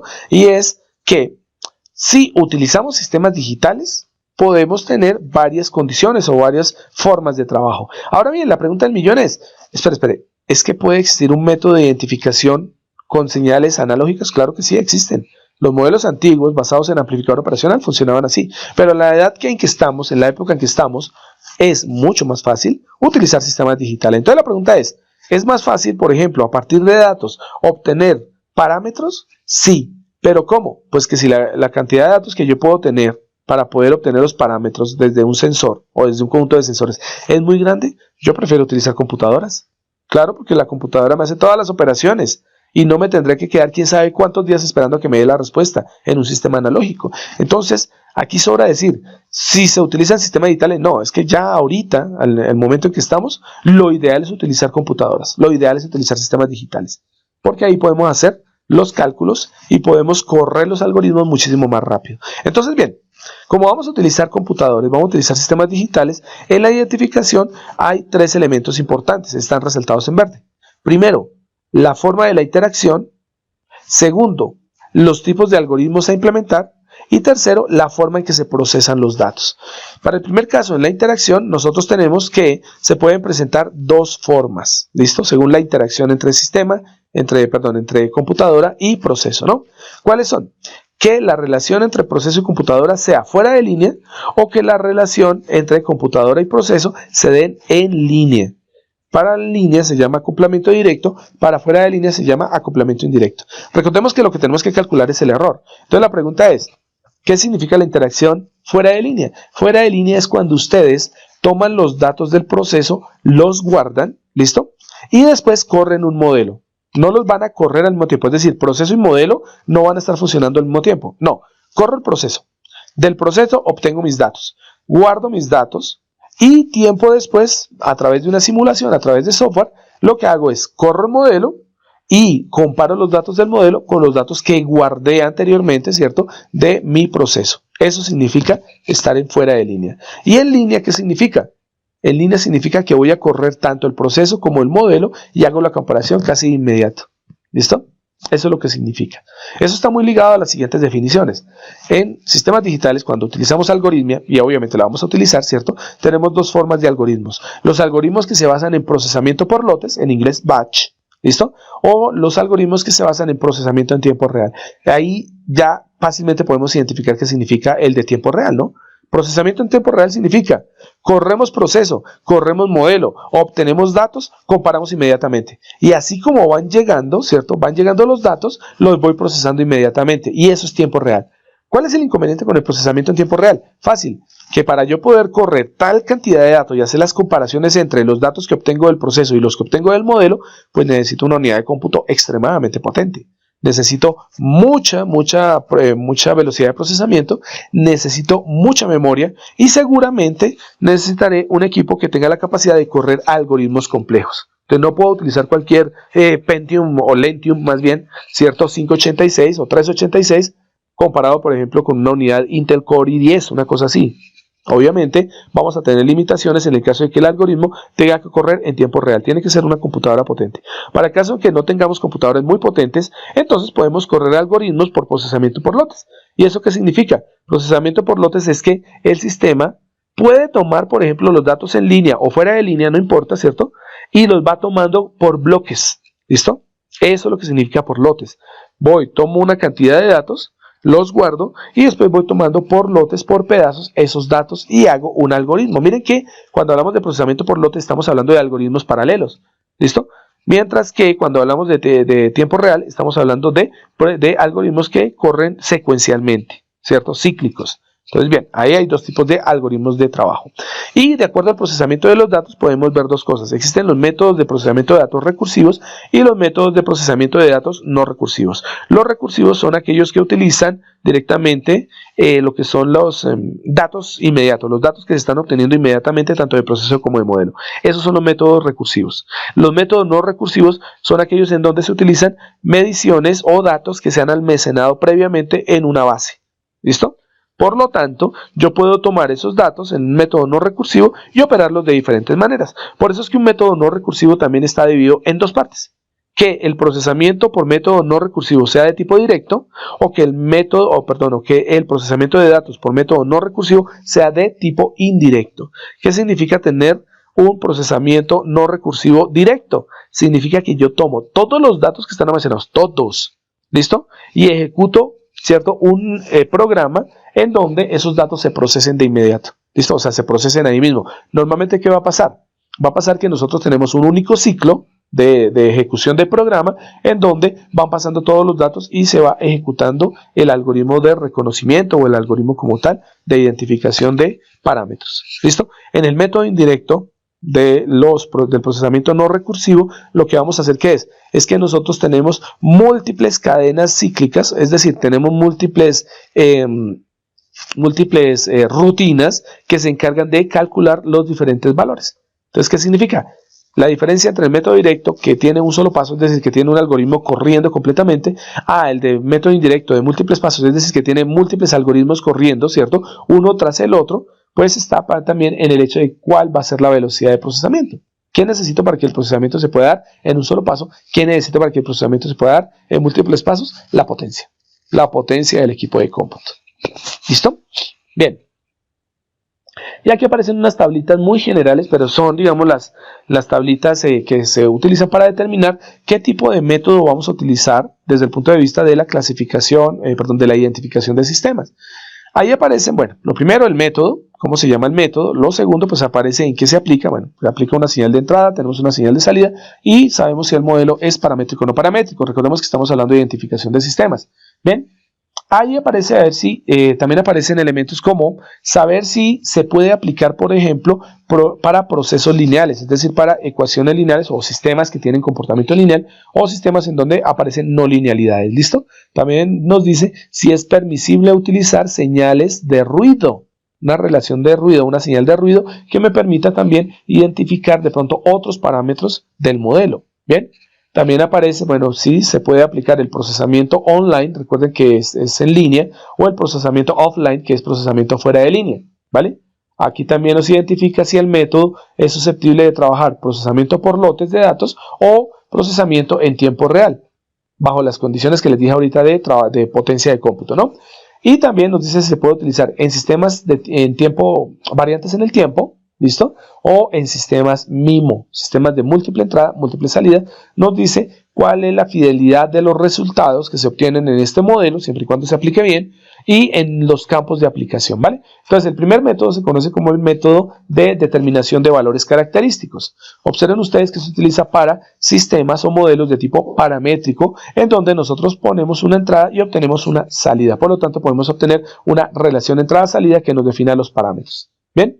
Es utilizable en procesos de sistemas lineales, sí es utilizable, y nunca se utiliza, o muy rara vez se utiliza, realmente no se utiliza en procesos no lineales. ¿Por qué? Porque no nos da un buen resultado, ¿ok? Bien, se permite como tal la introducción de una relación de ruido, señal de ruido aceptable para poder determinar otros parámetros, sí se puede utilizar, ¿ven? Pero pues digamos que podría darnos que puede llegar a ser muy dispendioso, ¿no? Muy demorado como tal la obtención de los valores característicos, ¿sí? ¿Sí? No se utiliza en procesamiento en línea, sí funciona muy bien en procesamiento fuera de línea, ¿vale? El procesamiento en lotes es aceptado para este primer método. El procesamiento en tiempo real no se da, pues obvio, trabaja offline, ¿listo? No se puede utilizar para sistemas variantes en el tiempo, solo se puede utilizar para sistemas invariantes en el tiempo. Y no se puede utilizar para sistemas MIMO, para sistemas de múltiple entrada, múltiple salida. Para este caso se obtiene que la fidelidad o la confianza que podemos tener en los resultados, qué tan buenos son los resultados, es que son unos resultados, o se obtienen unos resultados promedio, aceptables. Average se toma como aceptables. Es aceptable, es un método bueno, no excelente, pero es bueno. Bien. ¿En dónde se utiliza? Directamente para la aplicación de modelos rígidos o modelos específicamente determinísticos, ¿listo? Y para la sintonización o ajuste de controladores cuando se diseñan controladores, ¿vale? El segundo método se conoce como el método de análisis de Fourier, de la frecuencia de Fourier o simplemente de Fourier. Se utiliza como utilizando o se utiliza en modelos de tipo no paramétrico, en donde introducimos una señal de entrada, obtenemos una señal de salida, ¿cierto? Observen que es una señal que es tipo pulso, a diferencia de la anterior que es una señal escalón. Eso significa que es una señal transitoria, pero corta en el tiempo, de tal manera que se puede utilizar en procesos lineales, no en procesos no lineales, ¿cierto? Digamos, el tipo de señal si se permite o no el uso de la señal, de la relación señal a ruido, pues bueno, puede llegar a ser un poco dispendioso, sobre todo cuando hay mucho ruido, ¿cierto? Puede llegar a ser un poco largo y demorado de calcular, pero miren que tiene una ventaja con respecto al anterior, al de determinación de valores característicos. Se puede utilizar tanto en procesamiento offline como en procesamiento online. Se puede utilizar ¿para qué? Para trabajo con datos guardados en forma de lotes o datos en tiempo real, es decir, datos seriales o paralelos. ¿Listo? No sirve, lástima, no sirve para utilizarse en sistemas variantes en el tiempo y sí se puede utilizar en sistemas de múltiple entrada, múltiple salida. ¿Vale? Su rendimiento o la fidelidad de los resultados es buena, es aceptable, ¿cierto? Y se utiliza directamente ¿para qué? Para encontrar, ¿sí? Para poder encontrar, perdón, modelos teóricos, ¿cierto? Para su validación. ¿Listo? O sea, nos permite directamente ¿qué? Validar modelos, saber si los modelos sí se ajustan como tal a los procesos, ¿no? Bueno, los otros que aparecen ahí, aparece el de medición de la respuesta en frecuencia, en donde es un método para modelos no paramétricos, se puede utilizar para sistemas lineales, para sistemas no lineales no funciona. ¿Qué tanto se permita la introducción de ruido al sistema? Pues bueno, es promedio, no nos genera demasiado retardo ni se vuelve muy lento, ¿listo? Se puede utilizar en procesos offline, fuera de línea, trabaja muy bien en procesamiento en lote, no trabaja en procesamiento en tiempo real, obvio que no. ¿Qué más tenemos? No se puede utilizar en sistemas variantes en el tiempo, se puede utilizar en sistemas MIMO y el resultado de este método aplicado a sistemas no paramétricos es muy bueno, bastante bueno. ¿Ok? ¿Para qué se utiliza? Para la validación de modelos teóricos, ¿listo? De modelos teóricos propuestos y para el diseño de controladores clásicos, o sea, controladores de orden lineal. ¿Ven?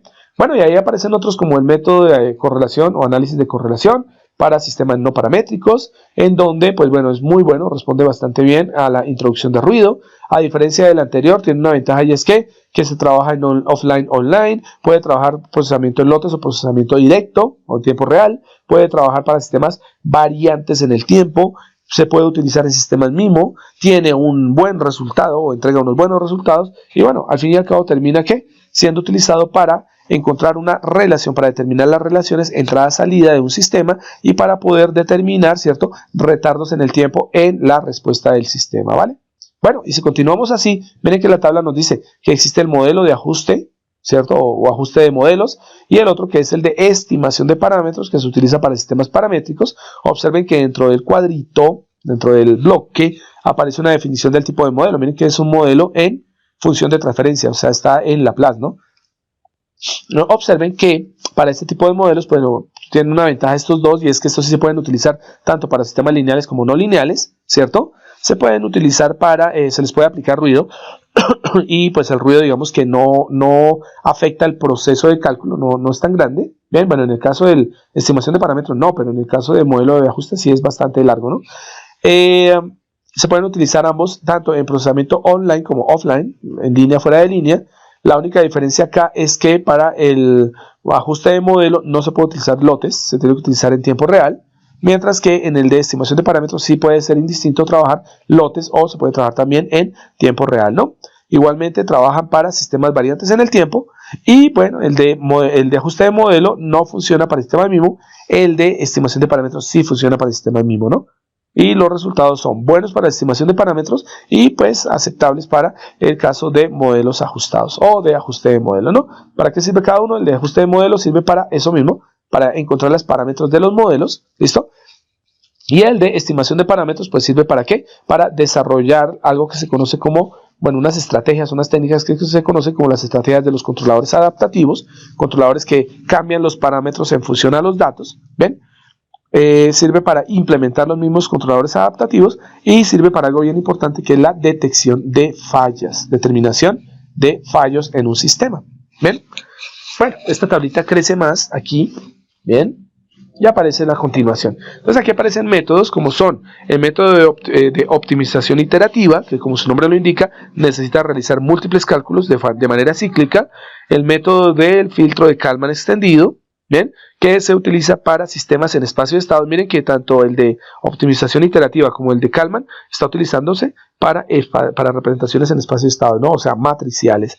El método de subespacios también se utiliza para sistemas matriciales, ¿cierto? Y el método de las redes neuronales que se utiliza para sistemas paramétricos en donde hay un desconocimiento total de las señales. Miren que el método que se utiliza, o más bien la señal que se utiliza para las redes neuronales, miren la señal de entrada. Esa es una señal randómica, es una señal estocástica o pseudoestocástica. Si ustedes se dan cuenta, ¿qué es? Esa cosa, esa entrada para la red neuronal no es una señal cuadrada, no es una señal rectangular, no es una señal periódica, no tiene ninguna característica de las que ya conocemos de lo que son las señales determinísticas. Son números aleatorios que se están generando, pues valga la redundancia, desde un generador aleatorio, ¿cierto?, de números, en donde lo que se hace es cambiar tanto el tiempo como la amplitud de la onda. Nunca son la misma y por lo tanto este sistema sirve muchísimo, este generador randómico es muy funcional porque nos sirve para poder determinar el rendimiento, ¿cierto?, y la efectividad del aprendizaje de una red neuronal. ¿Listo? Entonces, aquí la puntada era que vieran las entradas. Las entradas son muy útiles, sobre todo en sistemas de redes neuronales, a veces en lógica difusa y en algoritmos genéticos también se utiliza bastante, ¿vale? Bueno, pueden observar el resto de características, si eso no es aplicable para procesos lineales, para procesos en línea fuera de línea, para procesos en batch o no, en tiempo real. Bien, y observen los campos de aplicación. La optimización iterativa se da específicamente para el diseño de controladores no lineales, para la detección de fallas en procesos, ¿cierto? Y para la obtención de parámetros en modelos. ¿Listo? El de filtro de Kalman extendido se utiliza ¿para qué? Se utiliza específicamente para estimar parámetros cuando hay estados, en representación en espacio de estados, ¿cierto? Estados combinados. ¿Listo? Es decir, cuando los parámetros dependen no de una variable, sino dependen de dos o hasta de más variables. ¿Ok? Y nos sirve también para determinar o estimar los estados en sistemas no lineales. ¿Vale? El método de subespacio sirve para hacer un análisis que se llama análisis modal, que es un análisis probabilístico, ¿listo? Y en el caso de las redes neuronales nos sirve para hacer controladores no lineales, diseño de controladores no lineales, detección de fallas en procesos, ¿cierto? Nos sirve para modelar, ¿sí? Pero modelar con base en el conocimiento. ¿Qué significa? Las redes neuronales se basan en que tomemos un conjunto de datos y encontremos un patrón sobre ellos. Y ellos, por métodos iterativos, ¿cierto?, encuentran una relación adecuada de los elementos y encuentran un patrón.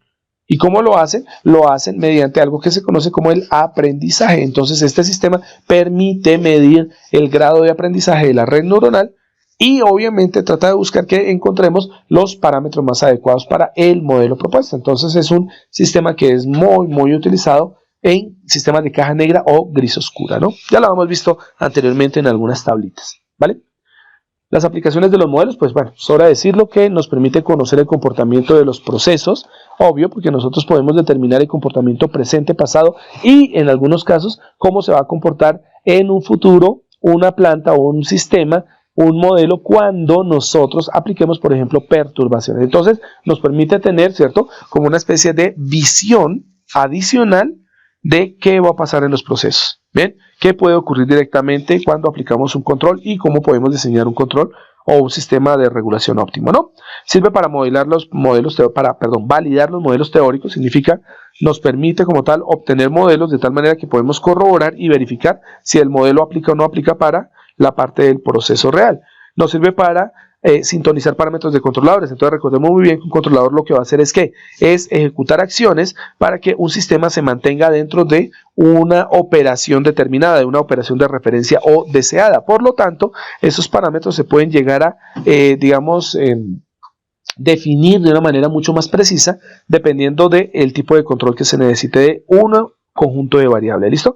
Nos sirve para diseñar algoritmos de control digital, eso significa nos sirve para diseñar redes neuronales o nos sirve para diseñar, por ejemplo, algoritmos cíclicos que nos permitan calcular y nos permitan determinar parámetros, ¿vale? Nos sirve para generar o implementar algoritmos de control adaptativo. Recordemos que un control adaptativo es aquel que se ajusta automáticamente a las necesidades de un sistema cuando ese sistema es altamente cambiante en el tiempo, ¿no? Nos sirve para hacer supervisión de procesos, claro, porque estoy combinando la lectura del modelo, es decir, el modelo nos permite determinar cómo debería funcionar la planta y determinamos si la planta está o no está funcionando en función al proceso, es decir, la detección de error, ¿no? Y la detección de error nos permite determinar fallas y obviamente tomar decisiones en el momento que las fallas se presenten. Y por último, pronosticar cuál es el comportamiento de las señales cuando el sistema puede estar de pronto cambiando, ¿no? Bien. Y aquí nos aparece la representación de los modelos. Observen muy bien que nosotros tenemos dos tipos de modelos, ¿no? Los modelos físicos, los reales, los que utilizamos para la experimentación, y los modelos abstractos, ¿no? ¿Cuál es la idea? Dependiendo de cada uno de ellos, vamos a ver qué podemos obtener. Miren que para el caso de los modelos físicos, nosotros tenemos dos formas de tener un modelo físico. O bien sea que sea un prototipo, ¿cierto? Es decir, una maqueta, algo reducido, o bien sea que tengamos el sistema físico real. ¿Sí? Si lo tenemos real, pues bueno, aplicamos instrumentación y tomamos datos. Si lo tenemos en prototipo, pues bueno, ya dependemos si el prototipo contiene elementos de orden estático o tiene sistemas dinámicos. Si tiene estáticos, pues ya sabemos que hay una respuesta única, una respuesta que casi no fluctúa, una respuesta que es totalmente independiente de lo que sean los cambios de las señales. Mientras que en un modelo dinámico, nosotros sabemos que el modelo va a cambiar en función a que las señales o determinados parámetros del modelo del prototipo cambien, ¿no? Bien, para ese caso ahí paramos y ahí simplemente hacemos uso de la instrumentación para poder caracterizar ese modelo, ¿no? El modelo físico.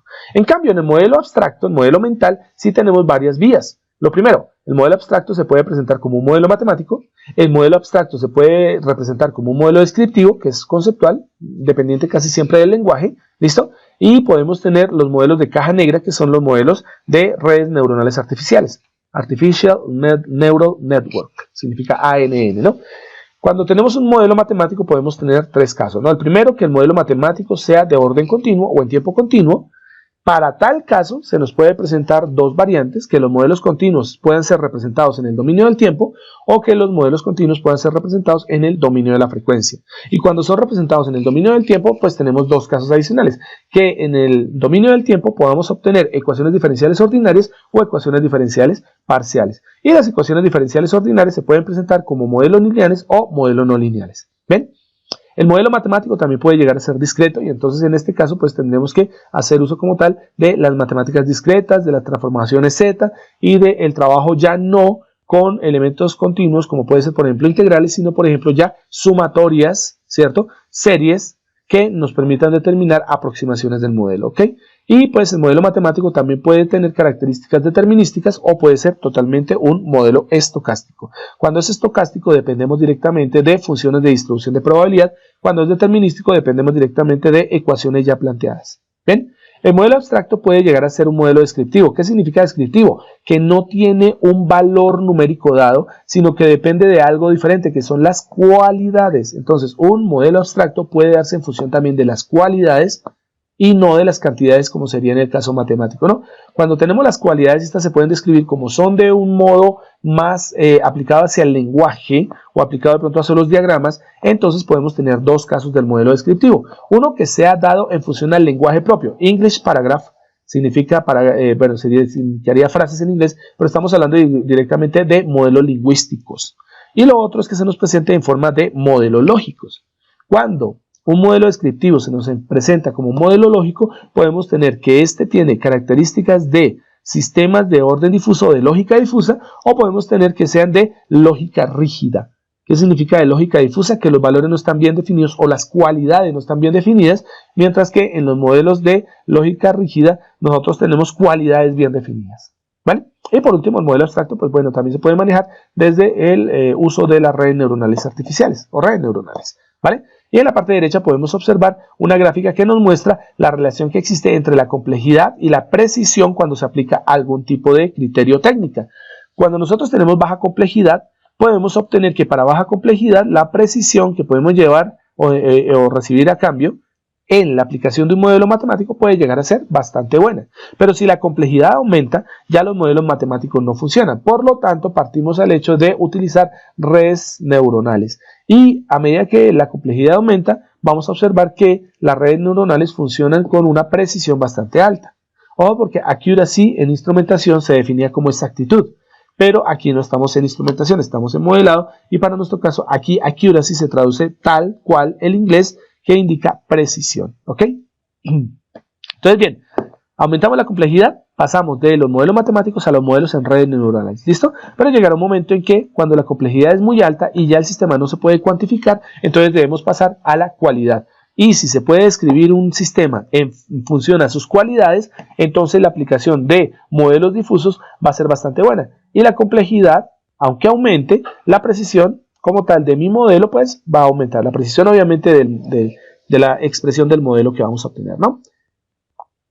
Aquí aparecen dos formas de poder atacar un modelo, de la forma de modelar, ¿ok? En uno de ellos tenemos unas condiciones, en la parte A tenemos unas condiciones que se deben cumplir y prácticamente que el modelo sale casi que de una. La parte B nos muestra un modelo que es un poco más algorítmico, un poco más dado precisamente al hecho de que tenemos como una secuencia, ¿no? En el primer caso observemos que tenemos el sistema que vamos a modelar. ¿Qué obtenemos del sistema? ¿Qué datos obtenemos del sistema o información obtenemos del sistema? Lo primero es que obtenemos primero el propósito. ¿Qué es el propósito? ¿Qué es lo que queremos hacer con el sistema?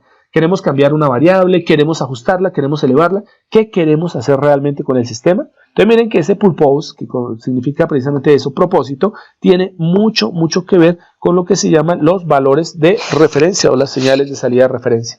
¿Ok? Chicos, en este preciso momento se fue la electricidad y por lo tanto parece ser que me acabo de desconectar. Entonces voy a finalizar esta charla para que por favor la vean después, ¿ok? Entonces bien, tenemos entonces el propósito y el sistema como tal también nos entrega eso que conocíamos como los boundaries. Boundaries en español pues se traduce como fronteras o límites, ¿cierto? ¿Para qué nos sirve de conocer las fronteras o límites? Obviamente para determinar los elementos que componen al sistema. Teniendo esos elementos, sumémosle el hecho que podamos medir el rendimiento de nuestro modelo, si podemos definir cómo podemos medir si el modelo es o no es válido, ¿cierto? Si también definimos como tal niveles de detalle del modelo, es decir, qué elementos conforman, no conforman, más o menos qué señales como tal se pueden utilizar, no se pueden utilizar, etcétera, etcétera, ¿listo? Y si tenemos alternativas para poder diseñar el modelo, con esos 5 elementos podemos implementar. Y a ese modelo le hacemos una evaluación, la evaluamos para identificar si el modelo es válido o no, de tal manera que si la evaluación es satisfactoria, pasemos a la implementación del modelo. La otra forma es la que se encuentra al lado derecho, que nos dice específicamente, tenemos un problema del mundo real que queremos modelar y tenemos una serie de objetivos que queremos alcanzar con respecto a ese problema, que pues uno de los objetivos es solucionarlo, ¿no? Entonces, ¿qué vamos a obtener directamente? Lo primero, vamos a obtener que teniendo el problema y teniendo cuáles son los objetivos que busco para solucionar ese problema, identificamos, ¿cierto? Con eso identificamos cuáles son los límites o las fronteras de ese problema. De tal manera que nosotros ya sabemos qué componentes sirven o son utilizados y cuáles no, ¿no? Cuando ya tenemos los componentes y tenemos una identificación de los componentes que pertenecen o no pertenecen, pasamos al desarrollo del modelo. Del desarrollo del modelo llegamos directamente a simularlo para poder observar cómo es su comportamiento. El comportamiento o a ese comportamiento se le realiza un análisis. Análisis que nos tiene que dar unos resultados, unas conclusiones para definir la validación del modelo. Si ese análisis nos da que la validación es aceptable o es buena, entonces el modelo es adecuado y por lo tanto lo podemos usar. Si no es así, si la validación del modelo no es la adecuada, entonces tenemos que hacer cambios. ¿Y a dónde nos vamos? Directamente a verificar si los problemas para que el modelo no fuese validado se dieron a nivel de la simulación. A veces hacemos mal la simulación, utilizamos mal los conceptos como tal del software y es posible que tengamos el error ahí. Si todo está bien, nos devolvemos directamente a hacer cambios sobre el desarrollo del modelo. Entonces identificamos que es posible que de pronto hayamos utilizado una estrategia no correcta, de pronto hayamos cambiado signos, es posible que hubiésemos cambiado algún parámetro y le hubiésemos puesto otro, cosas como esas se pueden haber presentado en el modelo, es posible que hubiésemos utilizado ecuaciones que no eran adecuadas, etcétera, etcétera. Si todo está correcto allí, pues finalmente nos tenemos que devolver a la identificación de los elementos y de los límites de nuestro sistema para saber si de pronto se nos quedó algo por fuera, es posible que hayamos añadido más cosas de lo que realmente necesitábamos, etcétera. Y vuelve otra vez a realizarse pues todo el, digamos, el algoritmo, más que algoritmo, se vuelve a realizar toda la ejecución como tal de este problema, ¿vale? Y bien, bueno chicos, esto lo veremos en la siguiente clase, porque pues no llegó la electricidad, no, sí ya llegó. Permítame un momento a ver si me puedo conectar de nuevo. Vamos a ver. Estoy desconectado. Vamos a tratar de entrar de nuevo.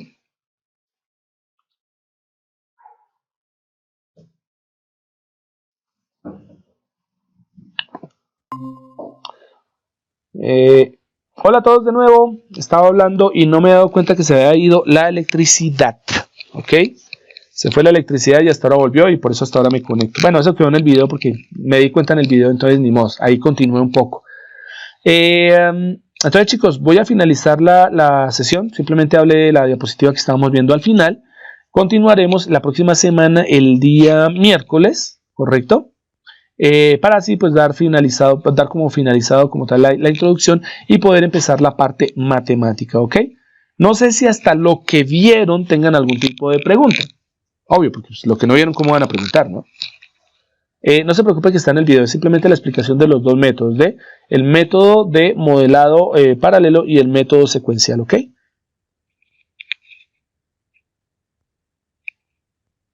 Y parece que todo está correcto, creo. Vale. ¿Me estaban escuchando ahorita? Bueno, ¿me están escuchando en este momento? Erika. Ingeniero, Sí, que no. ¿Sí, Diana? Lo que pasa es que se me fue el internet y no escuché la última parte.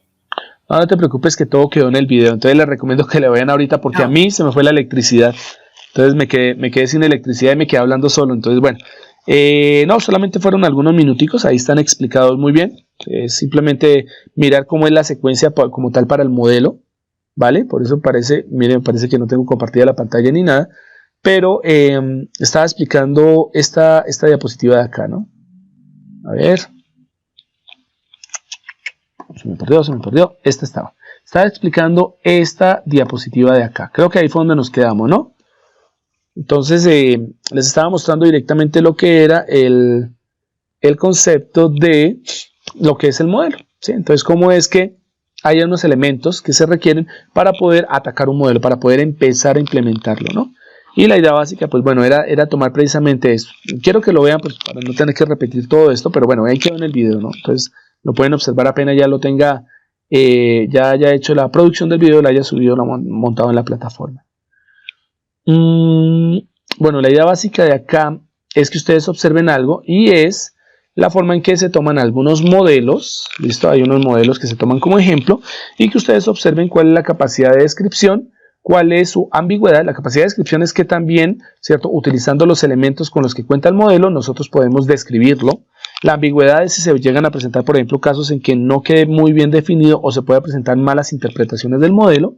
La capacidad de manipulación tiene que ver con la forma en que nosotros tenemos recursos para poder implementar el módulo, si hay o no hay recursos suficientes para implementarlo, sin que éste cambie, ¿listo? La capacidad como tal de implementación, si tenemos suficientes elementos para poder implementar el modelo, y la función primaria. Miremos que uno de los modelos es, por ejemplo, el caso del lenguaje, el texto, ¿no? Ahí dice English, pero cualquier idioma. Si nosotros lo que tenemos es un modelo hecho en función al lenguaje, vemos que la capacidad de descripción de un modelo basado en el lenguaje es bastante buena. Claro, si utilizamos el léxico tenemos una gran cantidad de palabras que nos pueden llevar directamente a que una expresión o un conjunto de expresiones lingüísticas puedan definir muy bien algo. ¿Listo? Puedan hacer una representación bastante buena. Por lo tanto, la capacidad de descripción de los modelos textuales, de los modelos de lenguaje son buenas. Son muy ambiguas. ¿En qué sentido? En el sentido de que a menos de que se utilice demasiado contexto, demasiados elementos lingüísticos, es posible que nosotros podamos tener malos entendidos, ¿cierto? Malas interpretaciones de ese modelo. Entonces, los modelos del lenguaje normalmente presentan ambigüedades, ¿no? Bastantes ambigüedades. La capacidad de manipulación es cero, porque si ustedes toman un texto y cambian ese texto con una frase, con una palabra, inmediatamente el contexto cambia. El ejemplo es bien sencillo. Les digo a ustedes, chicos, en el siguiente examen van a sacar 5. Miren lo que significa la expresión. Y yo digo, no, lo voy a manipular un poquito. Voy a cambiar y voy a agregar solo una palabra, solo una palabra. Chicos, en el siguiente examen ustedes no obtendrán un 5. Inmediatamente con el hecho de agregar un no, cambió completamente el sentido de la frase. Entonces, por lo tanto, la capacidad de manipulación es limitada en el sentido de que el adicionar otros componentes dentro del lenguaje hablado o escrito puede obligar a que se cambie la idea y por lo tanto lo que se quiere expresar también cambia, ¿no? La capacidad de implementación es limitada, está limitada directamente al lenguaje y a la forma de expresión. ¿Y para qué se utiliza el modelado, el modelo, los modelos en forma de lenguaje? Directamente para explicar, ¿cierto? Describir y también para direccionar ideas, ¿vale? Los otros modelos que existen son las gráficas y los diagramas de bloques que tienen una capacidad de descripción buena.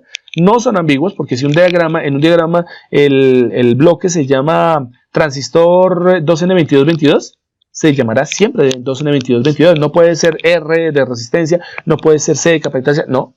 Nada, no hay ambigüedad en un gráfico porque el gráfico es extremadamente particular. Apunta directamente a lo que expresa en el gráfico, ¿no? Haciendo un buen gráfico, ¿no? Bien.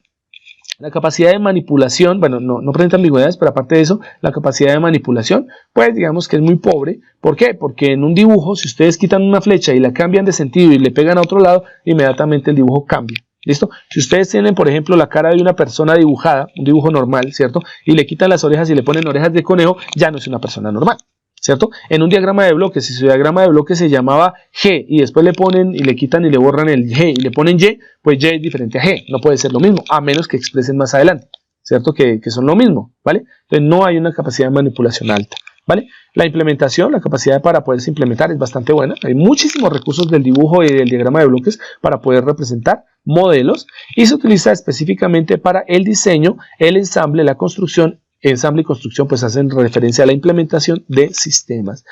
Los diagramas o las cartas de flujo lógico y las tablas de decisión tienen una descripción pobre, básica, o sea, muy moderada puede decirse, ¿cierto? ¿Por qué? Porque directamente un diagrama de flujo pues está limitado directamente a los componentes que están sobre el diagrama y las tablas de decisión o simplemente las tablas dependen de los datos que estén referenciados allí. No son ambiguos porque un diagrama de flujo tiene direccionalidad, una tabla como tal tiene como tal unos contextos de descripción propias, tanto en columnas como en filas que representan a ese contenido como único, ¿no?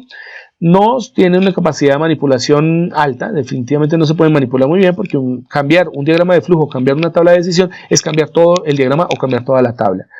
La capacidad de implementación es buena, claro, porque nosotros tenemos muchos recursos, rectángulos, círculos, triángulos, ¿cierto? Retroalimentaciones, cosas así que podemos utilizar y en las tablas de decisión, pues también nosotros podemos adicionar o quitar filas, columnas, ¿cierto? Hacer de pronto asociaciones, hacer operaciones matemáticas, entonces podemos implementar muy bien tablas, ¿vale? Y los diagramas de flujo y las tablas de decisión normalmente se utilizan para programación. Ahí dice programación de computadoras, pero también programación de sistemas embebidos. Hasta podemos meter aquí a los famosos FPGAs, Arduinos, todo lo que ustedes quieran, pero desde que haya programación de por medio, se utilizan diagramas de flujo y se utilizan tablas. ¿Vieron?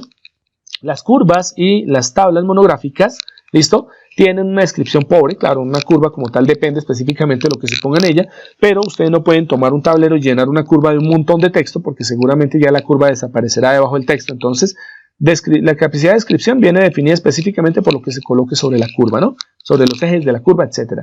No es ambigua, completamente no, porque una curva específicamente con todos los valores bien expresados, tanto del eje X como del eje Y, ¿cierto? Nombre de la curva, ¿sí? Y la forma de la curva pues nos va a dar muchísimos datos de tal manera que no hay posibilidad de que se nos presente ambigüedades, ¿listo? La curva de un transistor es diferente a la curva de un diodo y punto, y siempre van a ser diferentes, ¿vale?